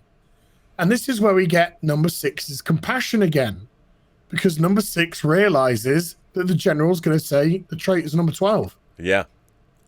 And so number 6 jumps in and says, I've got a question the general can't answer. And immediately number 2 dismisses it. It's like, what, you scared? And he's just like, again, it's his narcissism. He can't help himself. So it's like, okay, ask it. So he says, Professor, do you mind? Move out the way. Takes the thing that was going to reveal number 12, ditches it, puts him tight right here, just goes. Just types 3 times. Takes it out. Number 2 is just like, what? It's just like not showing number 2. Professor, can you feed this into the general, please? Feeds it into the general. The general starts churning. It's not spitting out an answer. Starts getting a little bit more vigorous. We then start to see smoke and sparks come out. In the finest 60s sci-fi fashion. The computer is... And I actually think this is where the professor is just like, fuck it, I'm all in now. And starts overloading it himself. Turning everything to overload it, making it go, because he realizes that, we can blow this. We can blow this now. So he starts to overload the machine. He needs to rip out this panel to blow it. It's electrocuted him. He can't do it. Number 12 steps in, grabs him, electrocutes as well, but manages to pull the panel off, and the panel burns out the whole machine. They both sacrifice themselves to do it, to destroy the general. Number 12's dead. The professor's dead. And then number 2's just like, what was the question? His plans are wrecked. You know, it's great. I mean, the defeat, we talk about whether number 6 ever gets a win in this show, which isn't often. But what was the question, Robert? Well, the question he asked was why? Why? Which is the question that we all ask all the time. I mean, and it is also the crux of why, it's the crux of education, why parroting education doesn't work, and why teaching for the test doesn't work because you have no intrinsic understanding of the very answers that you have. It's also I think it's nice to sorry. know when the Battle of Agincourt happened, but it's more important to know why it happened. Yes, but I also think it's the fundamental question of why we're here.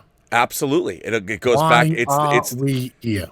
It's the first question, and it's everybody. Everybody looks up in the sky, and and that's it. Why is the beginning of all knowledge? The ask, like, why is this the way it is? And that is the first question that leads to what it means to be human. Because you ask. Sorry. I was going to say I was going to say another beauty about this is normally you would expect that's where the grill closes. Right. And that's the end. Why?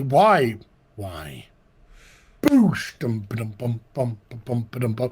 But no, because we had to have the human compassion at the end. As number 6 probably just says it's over or something. Probably delivers the bad news. Well, he says something very brief and moves on. So he's probably like, it's over, or he's gone. Just something very, very basic, but probably empathic. Just some sort of empathy there with the wife. And then we have like I said, the music just sad, but then builds up, and then we get the. It's funny the idea of when you're a little kid. There's always scenes in movies and television where some little kid's asking a father or mother, go get this. And the kid's like, well, why? And the kid keeps asking, well, why? Well, at the end, the parent exasperates us because I told you to. Yeah. And the thing is, though, why is the prime mover for everybody? I think for anybody, for the advancement of humanity, the question why does this happen? Because people why requires reason. Absolutely. But you also, it also requires curiosity, because you have to understand, you have to ask, and when you have curiosity, when you pose the question to yourself, I also think that is also a call to action. It is a call to discover, well, what is the answer?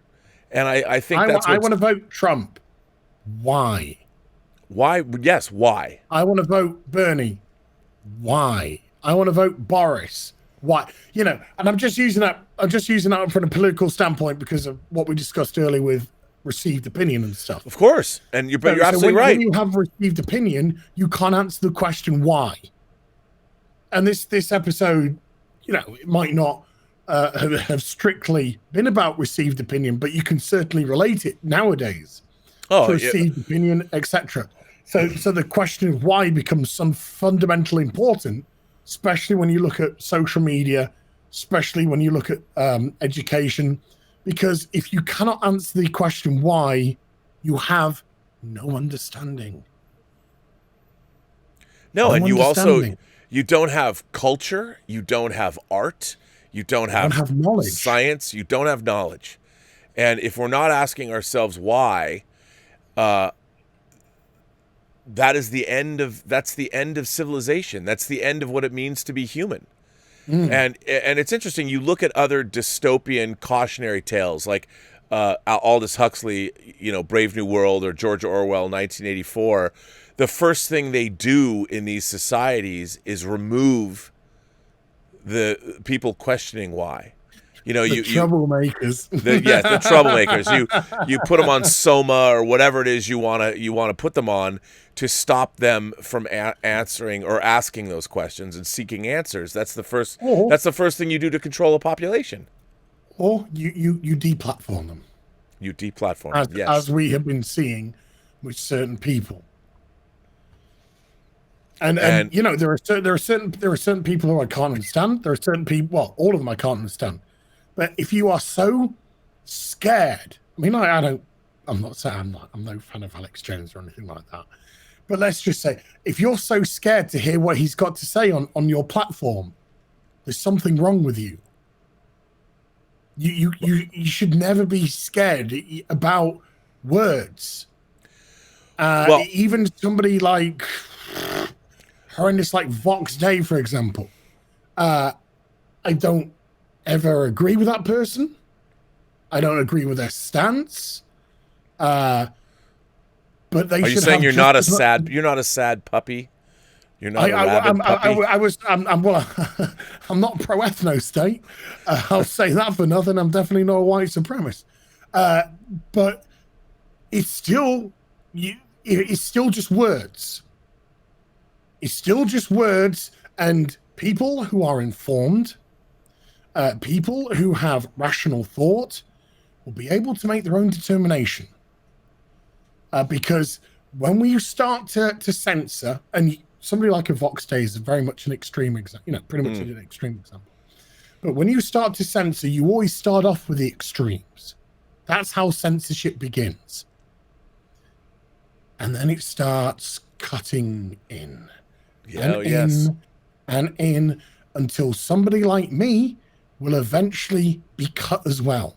I will be determined too extreme for the platform, because I will say, I don't care about your pronouns. I don't care about, your fucking identity politics. I don't care about bending the knee to this, that, or the other, because it wasn't a trouble 5 years ago. It's only come, whatever it be the reason. And that will make me too extreme until all you have is your echo chamber. A bunch of people with received opinion who don't know anything, who can't answer the question why, who just accept the general, the word of the general, and parrot and repeat and regurgitate and regurgitate. And they will all eventually turn on one another. When there's no one left, when there's no one outside that they can point to and scream at and do the whole Donald Sutherland at the end of Invasion of the Body Snatchers. Great ending. Once those people are gone, and they'll turn on one another and they'll consume themselves. But one of the things I also love about what number 6 does is that is the central question that all number 2s are asking number 6. Why did you resign? Yeah. And it's the ultimate example of number 6 turning that question back on his captors in such a great way.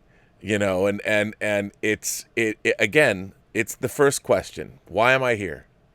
Mm-hmm. Why did you leave? Why are we here? Yeah. Why did you leave? Why did you resign? Why?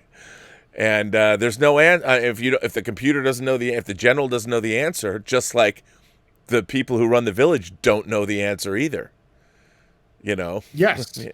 I mean, if somebody were to come to the village elders or number 2 and somebody said, why did number 2, why did number 6 resign? There is no answer. They have no answer. They will eventually they will self-destruct. And I think that's it happens though. That's just the whole point. That is what inevitably happens. But yeah, I mean, this is the last time we see Colin Gordon's number 2. Probably the last time Colin Gordon's number 2 is around for too much longer. Oh yeah, he probably gets retired. He literally flamed out in this one. Flamed out, smoking. Yeah. Should we jump into what people are asking? Yes. I mean, that was some heavy discussion, people. But I just, like I said, I think this is one of the more cerebral episodes, in as much as there was a very distinct message about education, but because of the way technology has advanced since the prison in the last 50 years, it actually gone a little bit broader into things like social media and stuff like that. So yes, it was a heady one, but God, Rich, I'm going to call you Richard then. Robert, I fucking love that. Really enjoyed it. That was so good. 200 Watt Studio sends in a super chat and says, the Theranos story. A sociopath got Silicon Valley to spend billions on her crazy idea, and even heads of state were believers in the cult. It happens.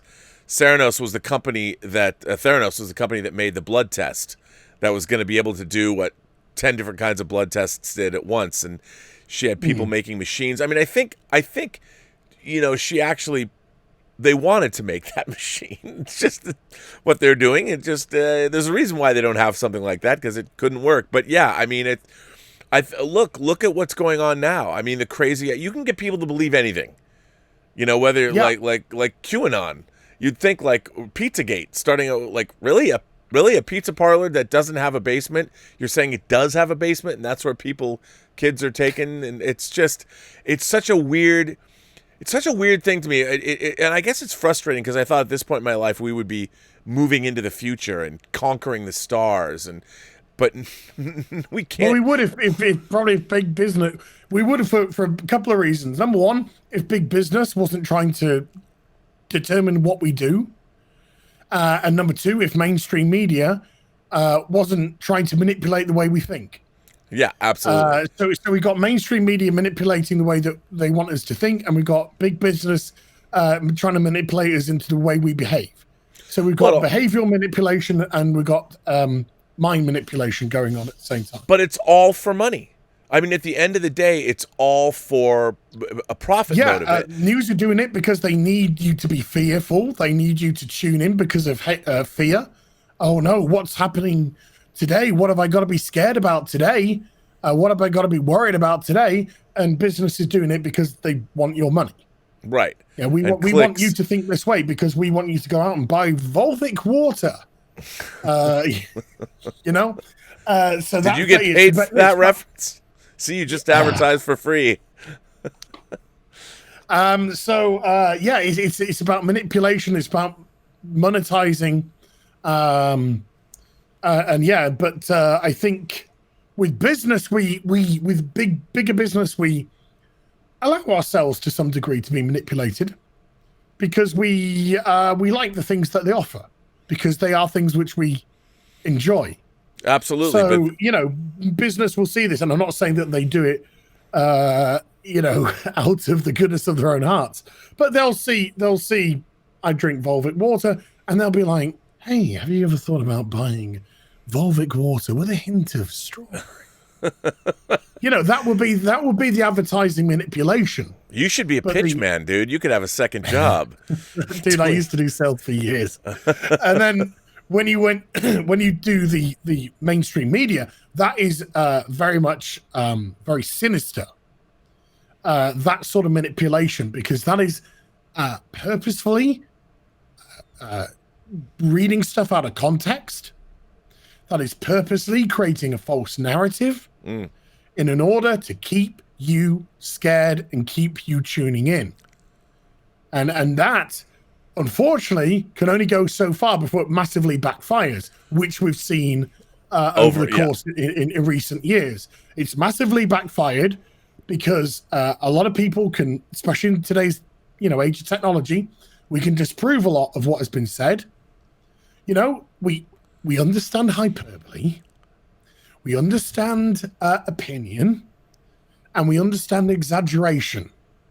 But when you go into full-on lie, and then you double down on that lie, and then you live behind that lie, then you cause division. And that's what they've done. So we've got division.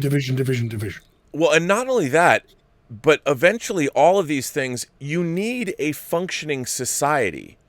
You need people to continue to be able to power the economic engine that runs all of society.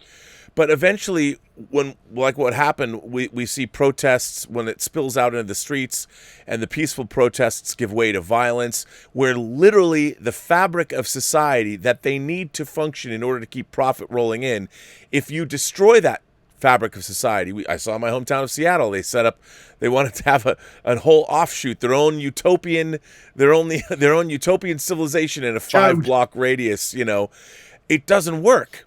Eventually, the civilization that they rely on, that they're manipulating, there's so much division that the society will tear itself apart, and then everybody loses.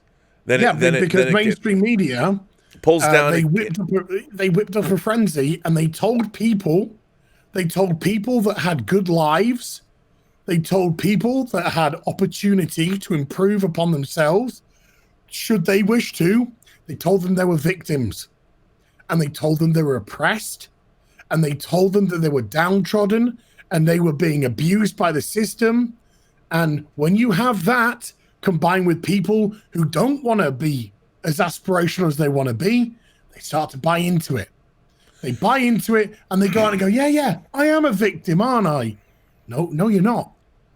You've never been a victim. Well, you've been in a position where you are in you have the greatest opportunity to succeed. And then you have the millionaires who are on television telling how much that they're oppressed.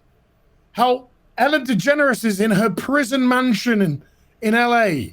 How millionaire footballers in a football league in most sports in America, which is dominated by black men, how they're oppressed and how they're downtrodden and they're a product of the system. And you're seeing normal, regular people of all colors and all walks of life seeing these hypocrites on television saying how, I'm a prisoner in my house, in my $9 million house or $21 million house with its pool and my chef that comes in and cooks for me and my cleaners that come in and clean for me and every conceivable technological thing I could desire at my fingertips. It's a prison here. And these people who dominate an industry saying we're underrepresented. We need our own segregatory a national anthem. We're downtrodden. And the regular person is looking at these people and going, you're fucking crazy. You are crazy. Again, that's where I think in terms of it's easier. I mean, let's go back to Star Trek. In Star Trek 2, it's easier to, as a matter of cosmic history, it's always easier to destroy than it is to create. And there's something, it's when you find other people, as soon as you have more than one person that feels the way you do, or you can convince another person, then you've got people, it's self-reinforcing. You reinforce one another. You reinforce that Khan delusion. Didn't come from paradise.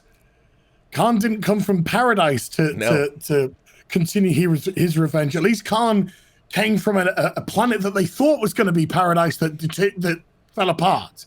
Yeah. Because it wasn't. So he's the bad guy. He's absolutely the bad guy. But he's allowed what happened. He allowed the death of the woman and all that to fuel his desire for revenge that he couldn't let go of. We're talking about people who are in relative paradise. You are not going to get a better place to be on Earth than in the West. You're not going to get. And there's never been a better place. Never. No. You are never going to be one. You want to know oppression? You pick up shop and you go away to China right now, and then you'll learn of oppression. You want to call about rights for certain groups of people? You go to Saudi Arabia right now. You'll be thrown off a rooftop in a week, and you'll be thrown off legally in a week. You have it so good here. And all you can do is complain and complain and cry victim and cry victim. And the everyday person, the everyday man and the everyday woman is seeing this, and you're just fueling their anger towards you. Oh, and you are destroying any sympathy or any empathy that we could have for your causes because you're openly destroying yourselves. No, and it's what's strange is this has happened so quickly, and to me, it is. We talk about whether elections were being hacked. It's not that, and if you watch like the Social Dilemma, it's not that there are people in there hacking our elections. It's that our behavior is being subtly manipulated all the time, and like you said, for clicks, for impressions.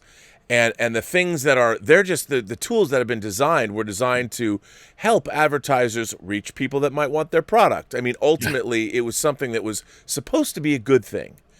But Yeah, it's it very normally happens though, is the abuse of technology. Yeah, the very. I mean, the thing that this episode, the thing that so much science fiction has delved into from the very beginning. I mean, all the way back to like Fritz Lang in 1927, Metropolis. You know, Metropolis. Maria and the Robotrics and all that. Yeah. It's the same old, same old. The dehumanization, how technology were being manipulated, and like you said, we in the West, they've been on an uptick forever. I mean, we live in human beings, especially in the West, have it better now than they've ever had it. Yeah. And yet everybody wants to there is less oppression. There is less famine. There is less war. There is less violence. I mean, we've seen an uptick of crime and violence over the last 5 years. And what was going on just doesn't support this idea of oppression. I mean, LGBTQ people, I've got friends, I have two friends I talk about, they can't believe they're married. You know, they're like 20 years ago, I never thought I'd be able to marry a man I love being a man. And now they can. You know, and that's spreading. And people, I think, ultimately want to live in a society where they're doing good things, but we're fighting against a very powerful tool that has been turned against us in a very insidious way. And like you said, you watch... You want rights for gay marriage. Brilliant. I absolutely agree. I think if two people love each other, whether the different sexes or the same sex, they should have just as much right to come together in marriage. That's absolutely 100% great. When you're a man and you want to be as a woman, fine. I respect the way that you want to, which gender that you want to relate to. But then when you want to go into a gynecologist, I can't fuel your fantasy. Well, I think that's... I can't fuel that. And then you kick up so much of a fuss that you get the crazy people, no, we must do this. And then you get the idiots that are hearing this and be like, well, this is this the way that things should be? Yes, we need to lend support behind.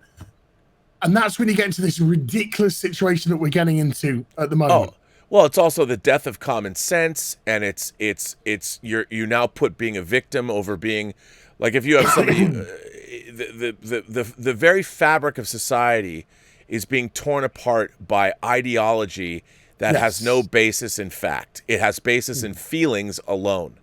You know, and when it's what you feel, look, what you feel, as far as I'm concerned, goes as far as outside your door. The world is indifferent to your suffering, and so is the universe. The universe, one day, if the sun kicked up a solar flare, like at the end of the movie, the Nicolas Cage movie, and it's going to wipe out all of us on this planet, there's nothing we can do about it, that solar flare does not care about your ideology. It's hot. And it doesn't matter what you believe in, a solar flare has the reality of the physics and science behind it. It's going to burn away the outer layer of this planet. Yeah. Well, you have to start thinking about, like, it doesn't matter how you feel. How you feel is great, and you should be able to lead your life the way you feel that you should. But to try and impose ideas that you might have based on your feelings and try and force that into scientific knowledge, for instance, peer-reviewed research science, is wrong. You know, you're actually they're perpetuating falsehoods and making people believe in them, and that's happening all across the spectrum. Because look, and this is exactly what the general. To flip quickly to the village, to the prisoner. Well, this is exactly what the fear of the general was. This is what was intimated by number two. We can start off by something as innocuous as history, but by the end of it, we'll have people believing what we want them to believe. Oh, we're there. Like, we are there. We can watch, and again, I keep going back to this documentary. You can make somebody believe, or if you watch The Boys, Stormfront and her meme warriors, when she explains to Homelander, she says, look, you don't need 50,000 people. You need 5,000 angry people. Yes. You need, and that's what you do. You get those meme warriors against, and the funny thing is, we know all this to be true. We already know this to be true. We know this manipulation is going on, and yet we still aren't willing to say exactly what's happening. We still put up No, with bullshit. We are, but the people who have got the authority and the power are shutting down those voices. And the mainstream media, of course, is refusing. The mainstream media, of course, is refusing to accept or admit to their manipulations, to their dishonesty, to their partisan, to their lies. They won't give up their money. It all comes back to like they're allowing our. So I was going to say, but you get a ridiculous situation where you have the same people saying to Trump, for example, because they're crazy about TDS as a disease, going denounce white supremacy, and then you have examples over how many years of him saying that, and yet every 10 minutes they want it again, and then then the politicians once again he did not denounce. It's right there. We all saw him say it. Everyone saw him say it. 2 years ago he said it. A year ago he said it. 3 years ago he said it. 4 years ago, and we get to the point where the regular person, we are watching this happen on television, and we're saying, what is going on? Black is white and white is black. We are seeing what is happening, and then you're coming out and you're saying it didn't happen. Because they still have the wrong people have control of the mainstream media. The wrong people have control of big business for the most part. Well, also even worse. I mean, even when I was in high school, I took a journalism course, and the very idea that to try and be an impartial observer and report on reality, we don't even have that anymore. There is no. Where's journalistic ethics? Those things that were taught, there's a reason why nobody can just pick up pen and paper. 50 years ago, the New York Times wasn't going to hire any blogger. You had to have... Let's say Jim Acosta, for example. He's done more to damage journalism in the last 4 years than probably anyone on the planet from a journalistic point of view.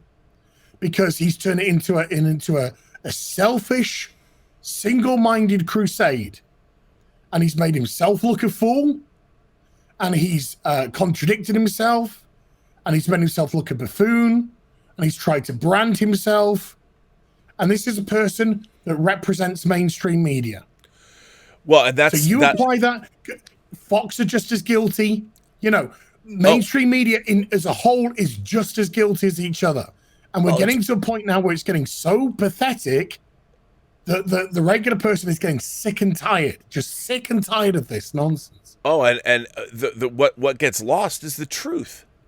What really is going on, and people now are there is no objective truth anymore. But they're so confused. But that's the problem. The problem is that objective truth isn't even the objective anymore.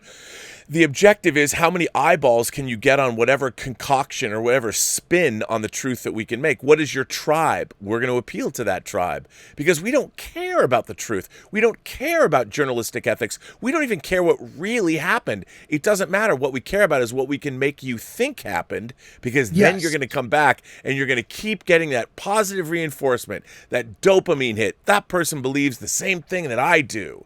And what you want to believe, and it comes down to people want to feel reinforced, because nowadays with social media, we're at the center of our own universes, and we're not necessarily interested in what really happened. We're not interested in what happened outside of us. We're interested in what it makes us feel like. Yes. And that's and it's the same thing. Like you said, in front of Mount Kilimanjaro, I don't want to stand and look at Mount Kilimanjaro and feel the wind and see the clouds move across the peak and see the sunlight come through. I don't want that. What I want is a picture of me not even facing Mount Kilimanjaro, so I can put it on social media so people know that I went there. Yeah. And the question is that you can't answer is, why did you go to Mount Kilimanjaro? Why did you go? Oh, I went there for a photo op. And that's, by the way, it feeds in. Bama Grad sent us a super chat and said, is it me, hey, dude, or does the episode draw a lot of parallels to George Orwell's 1984? I think absolutely. Well, yeah. There's the whole overarching manipulation of technology, sure. And the big, I mean, the prisoner does just by design anyway with the Big Brother system. It's essentially got a Big Brother system going with it. But yeah, this is probably more so because this is about trying to manipulate how you think. And this is also the beginning of wherever Big Brother came from. We were seeing the beginnings of it in the general. This is the technology that would eventually make Orwell's 1984 possible, or THX 1138, or Landru, because Landru came from someplace. Oh yes. Okay, Shane O'Reilly just sends in a super chat. Mr. Tickle Trunk sends in a super chat and says, when you're done with this series, it would be a crime if you two don't move on to other shows. Please tell me there's plans for more already. So help me if you two don't collaborate after this. And then a frowny face. Oh, he goes on to say, when you censor, you push the conversation underground. There is no enemy more dangerous than the one you can't see. That enemy has an advantage. Beware. Yeah, I mean, you are. I think I said this last week. I said this sort of behavior is only going to breed exactly what you're pretending exists now, which doesn't. So there is a gnat's pubic hair of white supremacists in America, legitimate, proper, full-on white supremacists in a population of 320 million in America. Yes, approximately. So you probably got around 50,000 at best. There's more Last Jedi haters. Yes. But the mainstream media would have you believe that it's not 50,000 or whatever. It's actually anyone who voted for a certain way, because that's how ridiculous the argument has got. And so we had it again. We debated a few weeks ago where I said, you could vote for Trump because you're pro-life. That was, that's your stance. You're pro-life as opposed to pro-choice. That's the way that you feel. But those people are being branded. Oh well, it's part of the premises, isn't it? It's insane that the media and the narrative could even go in that direction, and it does a disservice to them. You make a mockery of your profession. You make a mockery of politics. And all you do is, when you keep reinforcing that idea and when you keep demonizing and pushing others and elevating others, you are going to create them. Oh, so absolutely. You're going to breed and create them, and they don't exist right now. And they're only going to be created because of this manipulation. So you pull the conversation underground, you're going to breed extremism. No, absolutely. And I'll tell you something, I was adopted, and I came this close to being aborted. So my mother at 17 was sent by my biological father to California by herself, where she could get a second trimester abortion, and she ultimately opted not to do it. Now, I am staunchly pro-choice because I believe in the sovereignty of the individual. However, most of the people on the pro-life side of the equation are not arguing for anything that's necessarily bad. They're arguing for human life. And they have very many, when you're talking to somebody who can argue this situation correctly, there's a lot of salient points that I think should be taken into consideration. Because once we devalue life, I mean, human life has to begin somewhere. You have to have a foundation before you can have a building. And the idea that so this is a complex argument that has a lot of nuance and a lot of differences. And as someone who is a second, like my mother carried me to her second trimester when she went to have an abortion. So I know that when I have these conversations with people, I can actually have a pro-life conversation and see that person's point of view and respect it, because it's not like they're arguing something terrible. They're arguing for the sanctity of human life, ultimately. But now, if I stop you there, and then I just say, you're white supremacist. Do you know how stupid does that become?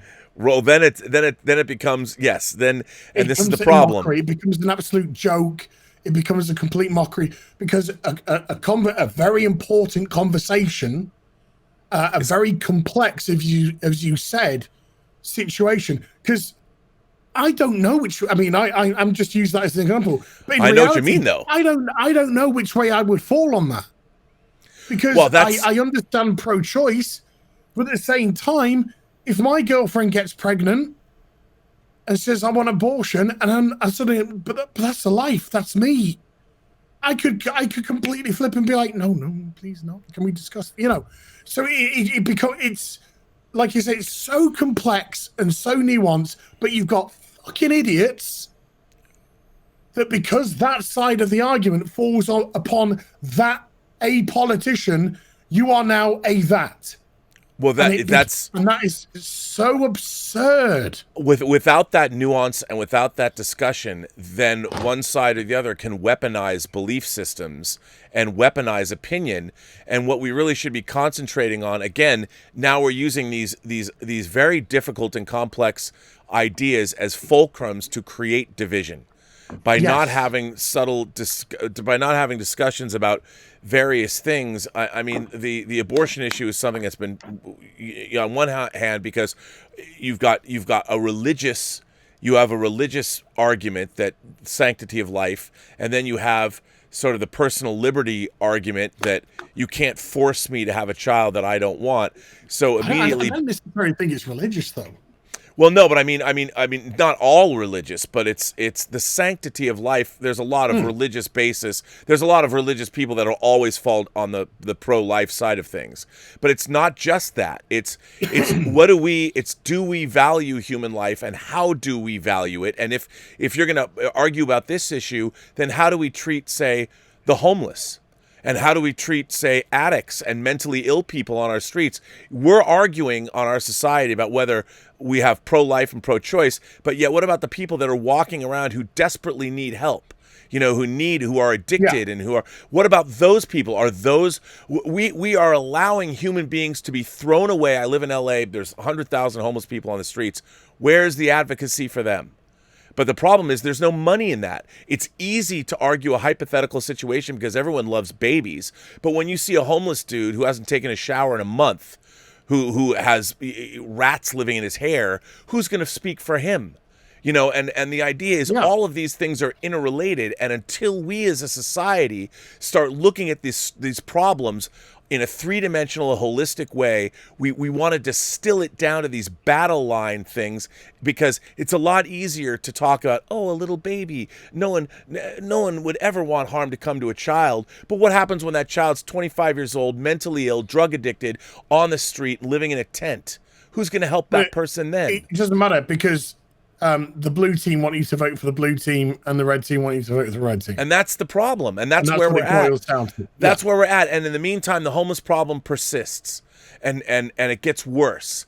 And nobody, look, I consider myself because the care is superficial.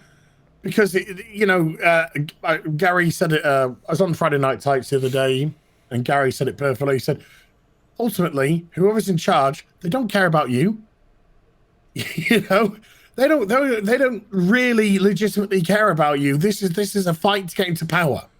Right. Well, exactly. To bring it back, if they did care about you, we wouldn't be talking about stupid things like defund the police, because you can't defund the police because you get anarchy like we've had in New York. You get anarchy in Portland. You get anarchy as you did in Seattle, because the smart thing. Like I said, I ain't got a dog in any fight, but Trump did the best thing that he could in Seattle, which was just let them do it. Leave him alone. Let chode be chode. Let chode just disintegrate. And that's exactly what it did. Because there was no, because without that structure, without that anarchy, it was just there for everyone to see what happens. Well, we get it back. There's a Cardinal Sin said in a super chat and said, I thought this was entertainment, not politics. But I would say that the Prisoner is all about politics. The entire show, the entire show is very political, and like all great science fiction, it's allegorically political. You don't want to. That's the whole point. Like Rod Serling knew when he created the Twilight Zone. The Twilight Zone is an incredibly political show as well. But in the guise of entertainment, they get to present these very difficult ideas that most people, when you're watching science fiction or fantasy or horror or any of the great genres, the genre trappings. The idea that John Drake was a spy and now he's been imprisoned in the village, that gets you in. That tickles my imagination. But then the stories tell you these things that cause the kind of conversation that we're having. This is not we're not debating politics, but you can't not discuss the state of the world today watching each episode of The Prisoner, because The Prisoner was trying to argue against so much of where we find ourselves now. Yeah, we are taking the themes of the show, which are done in a very entertaining way, and we are debating it. We're having conversation, and we've had plenty of conversation about the entertainment side. We've had plenty of conversation about, and talking over the weeks that we've been doing this, the director, cinematography, the acting, everything that surrounds that. But this is essentially a show about society. Absolutely. And the individual, where does the individual fit in society? And with the general, this is, like I said, this is probably one of the most cerebral episodes because it poses some extraordinary questions to be discussed. Well, also, what is the one thing that the West has done more than any other? The West was basically built on the uplifting of the individual. Most of Western thought and Western belief and our Western society is based on the idea of an individual having rights and having the ability to lead their lives, as opposed to, say, a Marxist system that isn't about the individual at all. And this whole show is all about that. It's all about fighting against, basically The Village is a totalitarian regime that represents other totalitarian regimes, and The Prisoner is the one Western democratic voice that is there. Everything else is being manipulated. But that's just the thing. We find out that there are villagers who are on his side. We find out in this episode there are people within the system who are fighting it. So to say black and white, Cardinal Sin again has just said The Prisoner's about the individuality, not politics. You can't be so absolute. You can't be so absolute on that. Because there is, yes, you have the individual fitting into the system, but then the system itself of the village is a complex system. And we see the way that number two's trapped by other people who are meant to be his subordinates, who act almost as if they don't respect the authority. You see people like in this episode in number 12, who is absolutely against the way that the system works and is pro individuality, or at least pro the individual's right to choose, or at least pro the individual's right to decide. So it becomes a more complex system. This is why we talk about it. This is why we discuss it. You can disagree. We're not asking you to say, yes, I agree with everything that you said.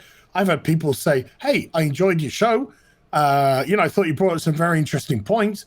I got some points which I, disagree on, that I think it represents this. And that's great. That's the purpose of entertaining television.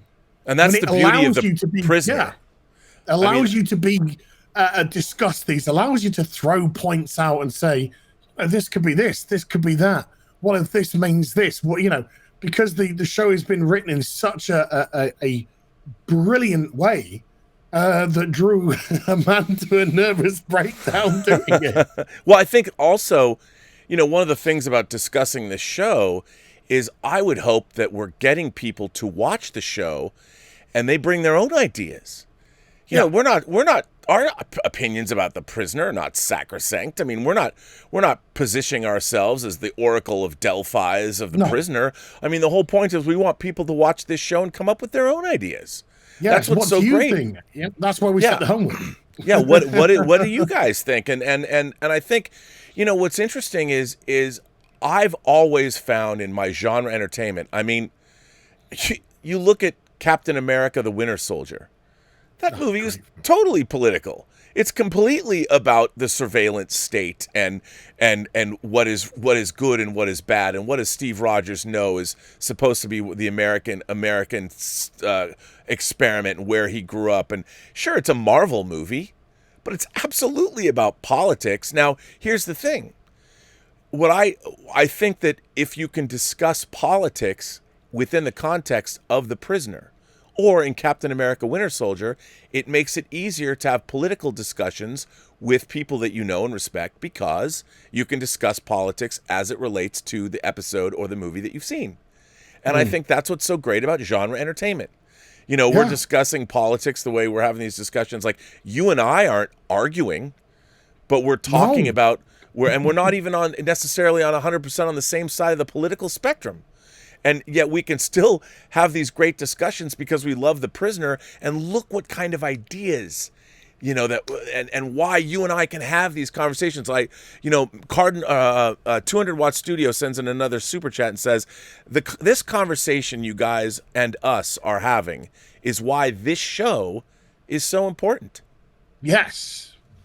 And I'm like, and that's what's so fun why we do these shows. I mean, you and I can have these heady discussions about The Prisoner, and it doesn't devolve into hate, and it devolves into speculation and the exchange of ideas.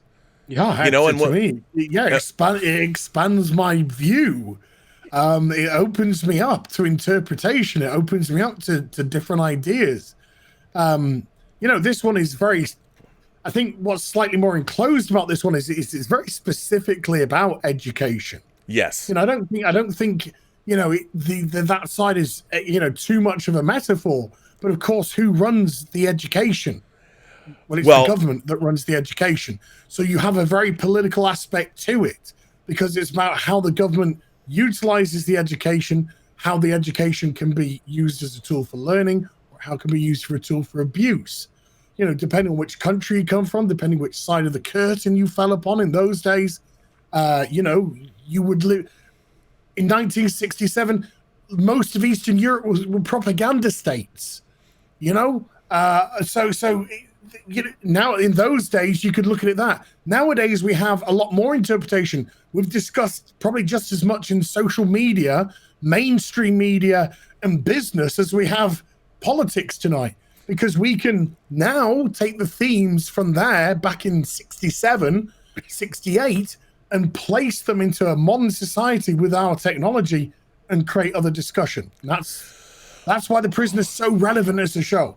Absolutely. And I keep seeing, you know, this episode makes me think of things like The Manchurian Candidate. John Frankenheimer is one of my favorite movies that has the Chinese and the Russians manipulating our soldiers to turn them into assassins, you know, and again, it's all mind control. Well, our society is in the grips of rather than some sinister, you have to take drugs and then we'll manipulate your mind. Our minds are being manipulated 24/7 right now by forces that ultimately are political, they're economic. And at the end of the day, the problem is they don't have an end game.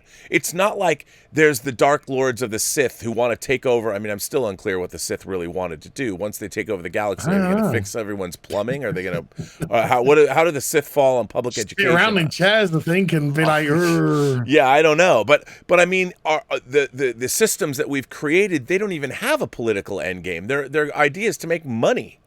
You know, they want, and I think the problem with that is nobody thought about how the systems that we're building, they just assumed the fabric of society would exist. And even though they're generating clicks by appealing to people's tribal and identity instincts, they didn't understand how far our civilization could go down and be on the edge, the precipice of falling into complete disarray, into the pit, because now people are going, Amazon's not thinking, hey, we've had $2,000 off Robert. That's fine. No, they're thinking we want more and more. So we have to appeal to him more and more. So we have to create algorithms based off what he's been purchasing and try and place ideas inside of in front of him. When you go to your front page of Amazon, based on your shopping habits, we're recommending but nobody.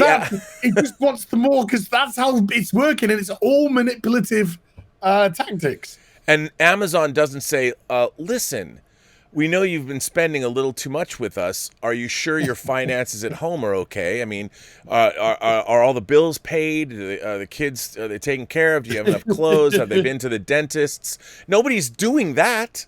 And the thing is, ultimately, you need a strong civilization in order to be able to spend lots of money at Amazon.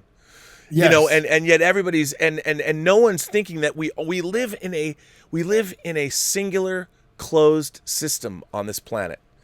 And everybody now is out for themselves, but nobody is realizing that this closed system is all we have. And if you're gonna just grab all of the money, eventually there's only a finite amount of money and economic power that people can create. And what happens when that's all gone? You know, we've seen it because of this pandemic, and we're going to be dealing with the fact that our economies, there was businesses. Somebody tweeted yesterday, they said, somebody on my feed said, I really miss going to hardware stores and yarn shops and where I could just buy the stuff I need to make the things I like at home. And those stores are all going away. And you're like, wow. I mean, think about that. Like, what are we going to be reduced to? What is it our lives are going to be? I mean, the idea of, I keep thinking about movies. I want to go to the movie theater because that's something that I like.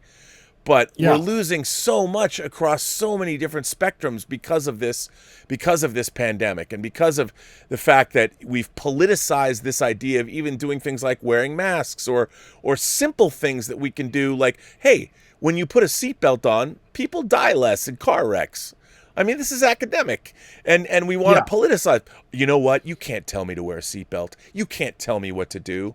But you know what? When you're hurtling down the highway at 65 miles an hour, and something, God forbid, happens to you, if you don't have a seatbelt on, there's a pretty good chance you're going to go right through the front windshield, which could cut your carotid artery and you'll die. But if you're wearing a seatbelt, perhaps that won't happen.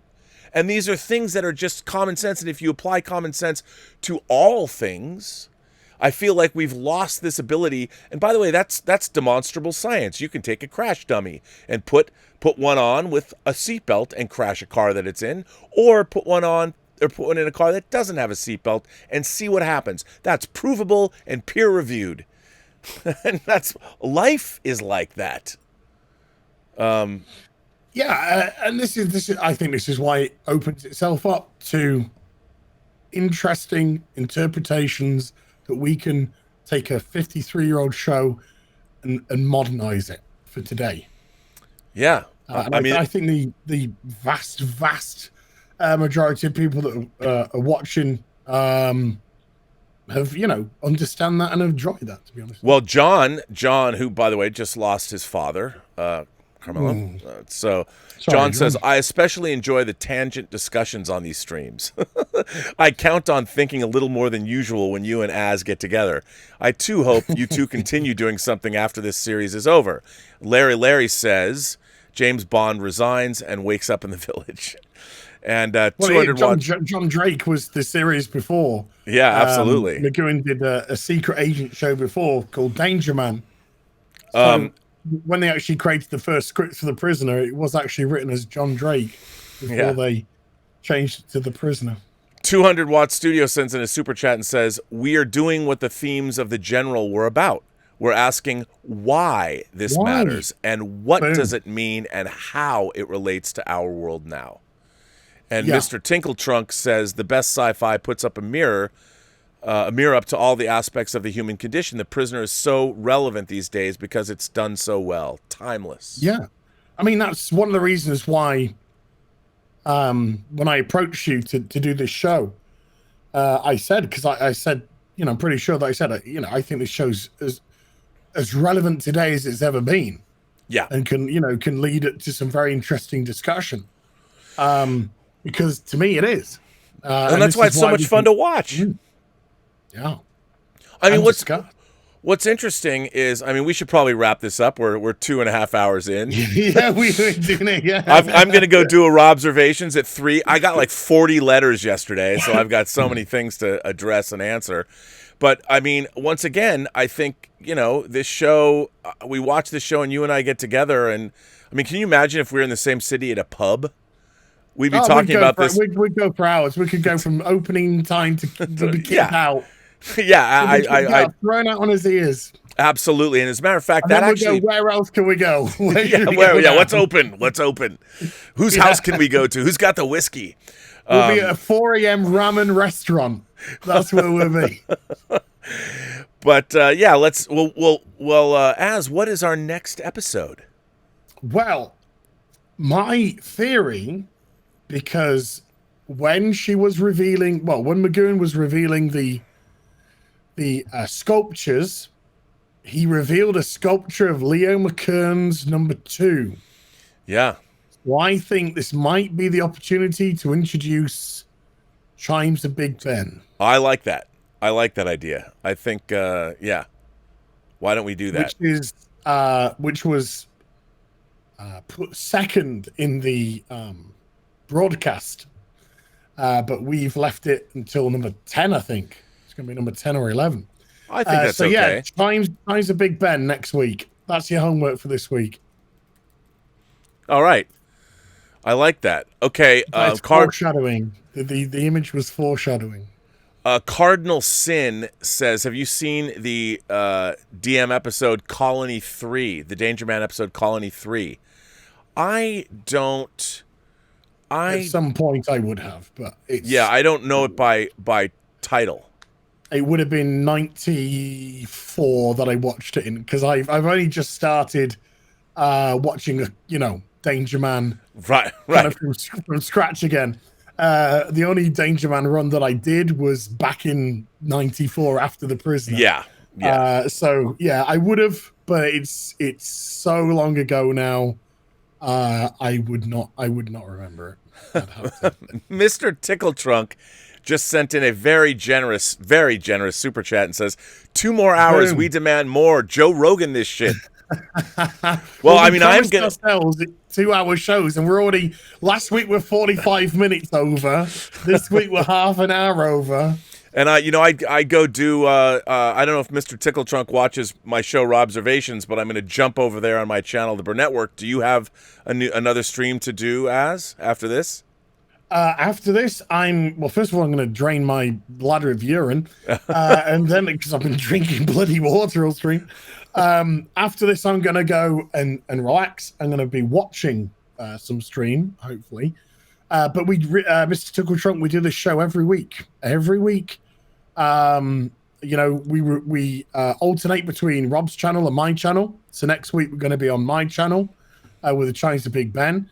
And then, to answer another question that you answered, or somebody asked, Rob and I at least have one extra episode of something that we're going to do when The Prisoner finishes. So we've thought of something just for one episode that we can do together. But if Rob and I just put our heads together, we might come up with something which we could find interesting to do. Yeah, which is, yes, we do. Cardinal Sin says the idea, Colony 3 was what spawned the idea for The Prisoner. Check it out. That now vaguely rings a bell. I'll have to go check that out.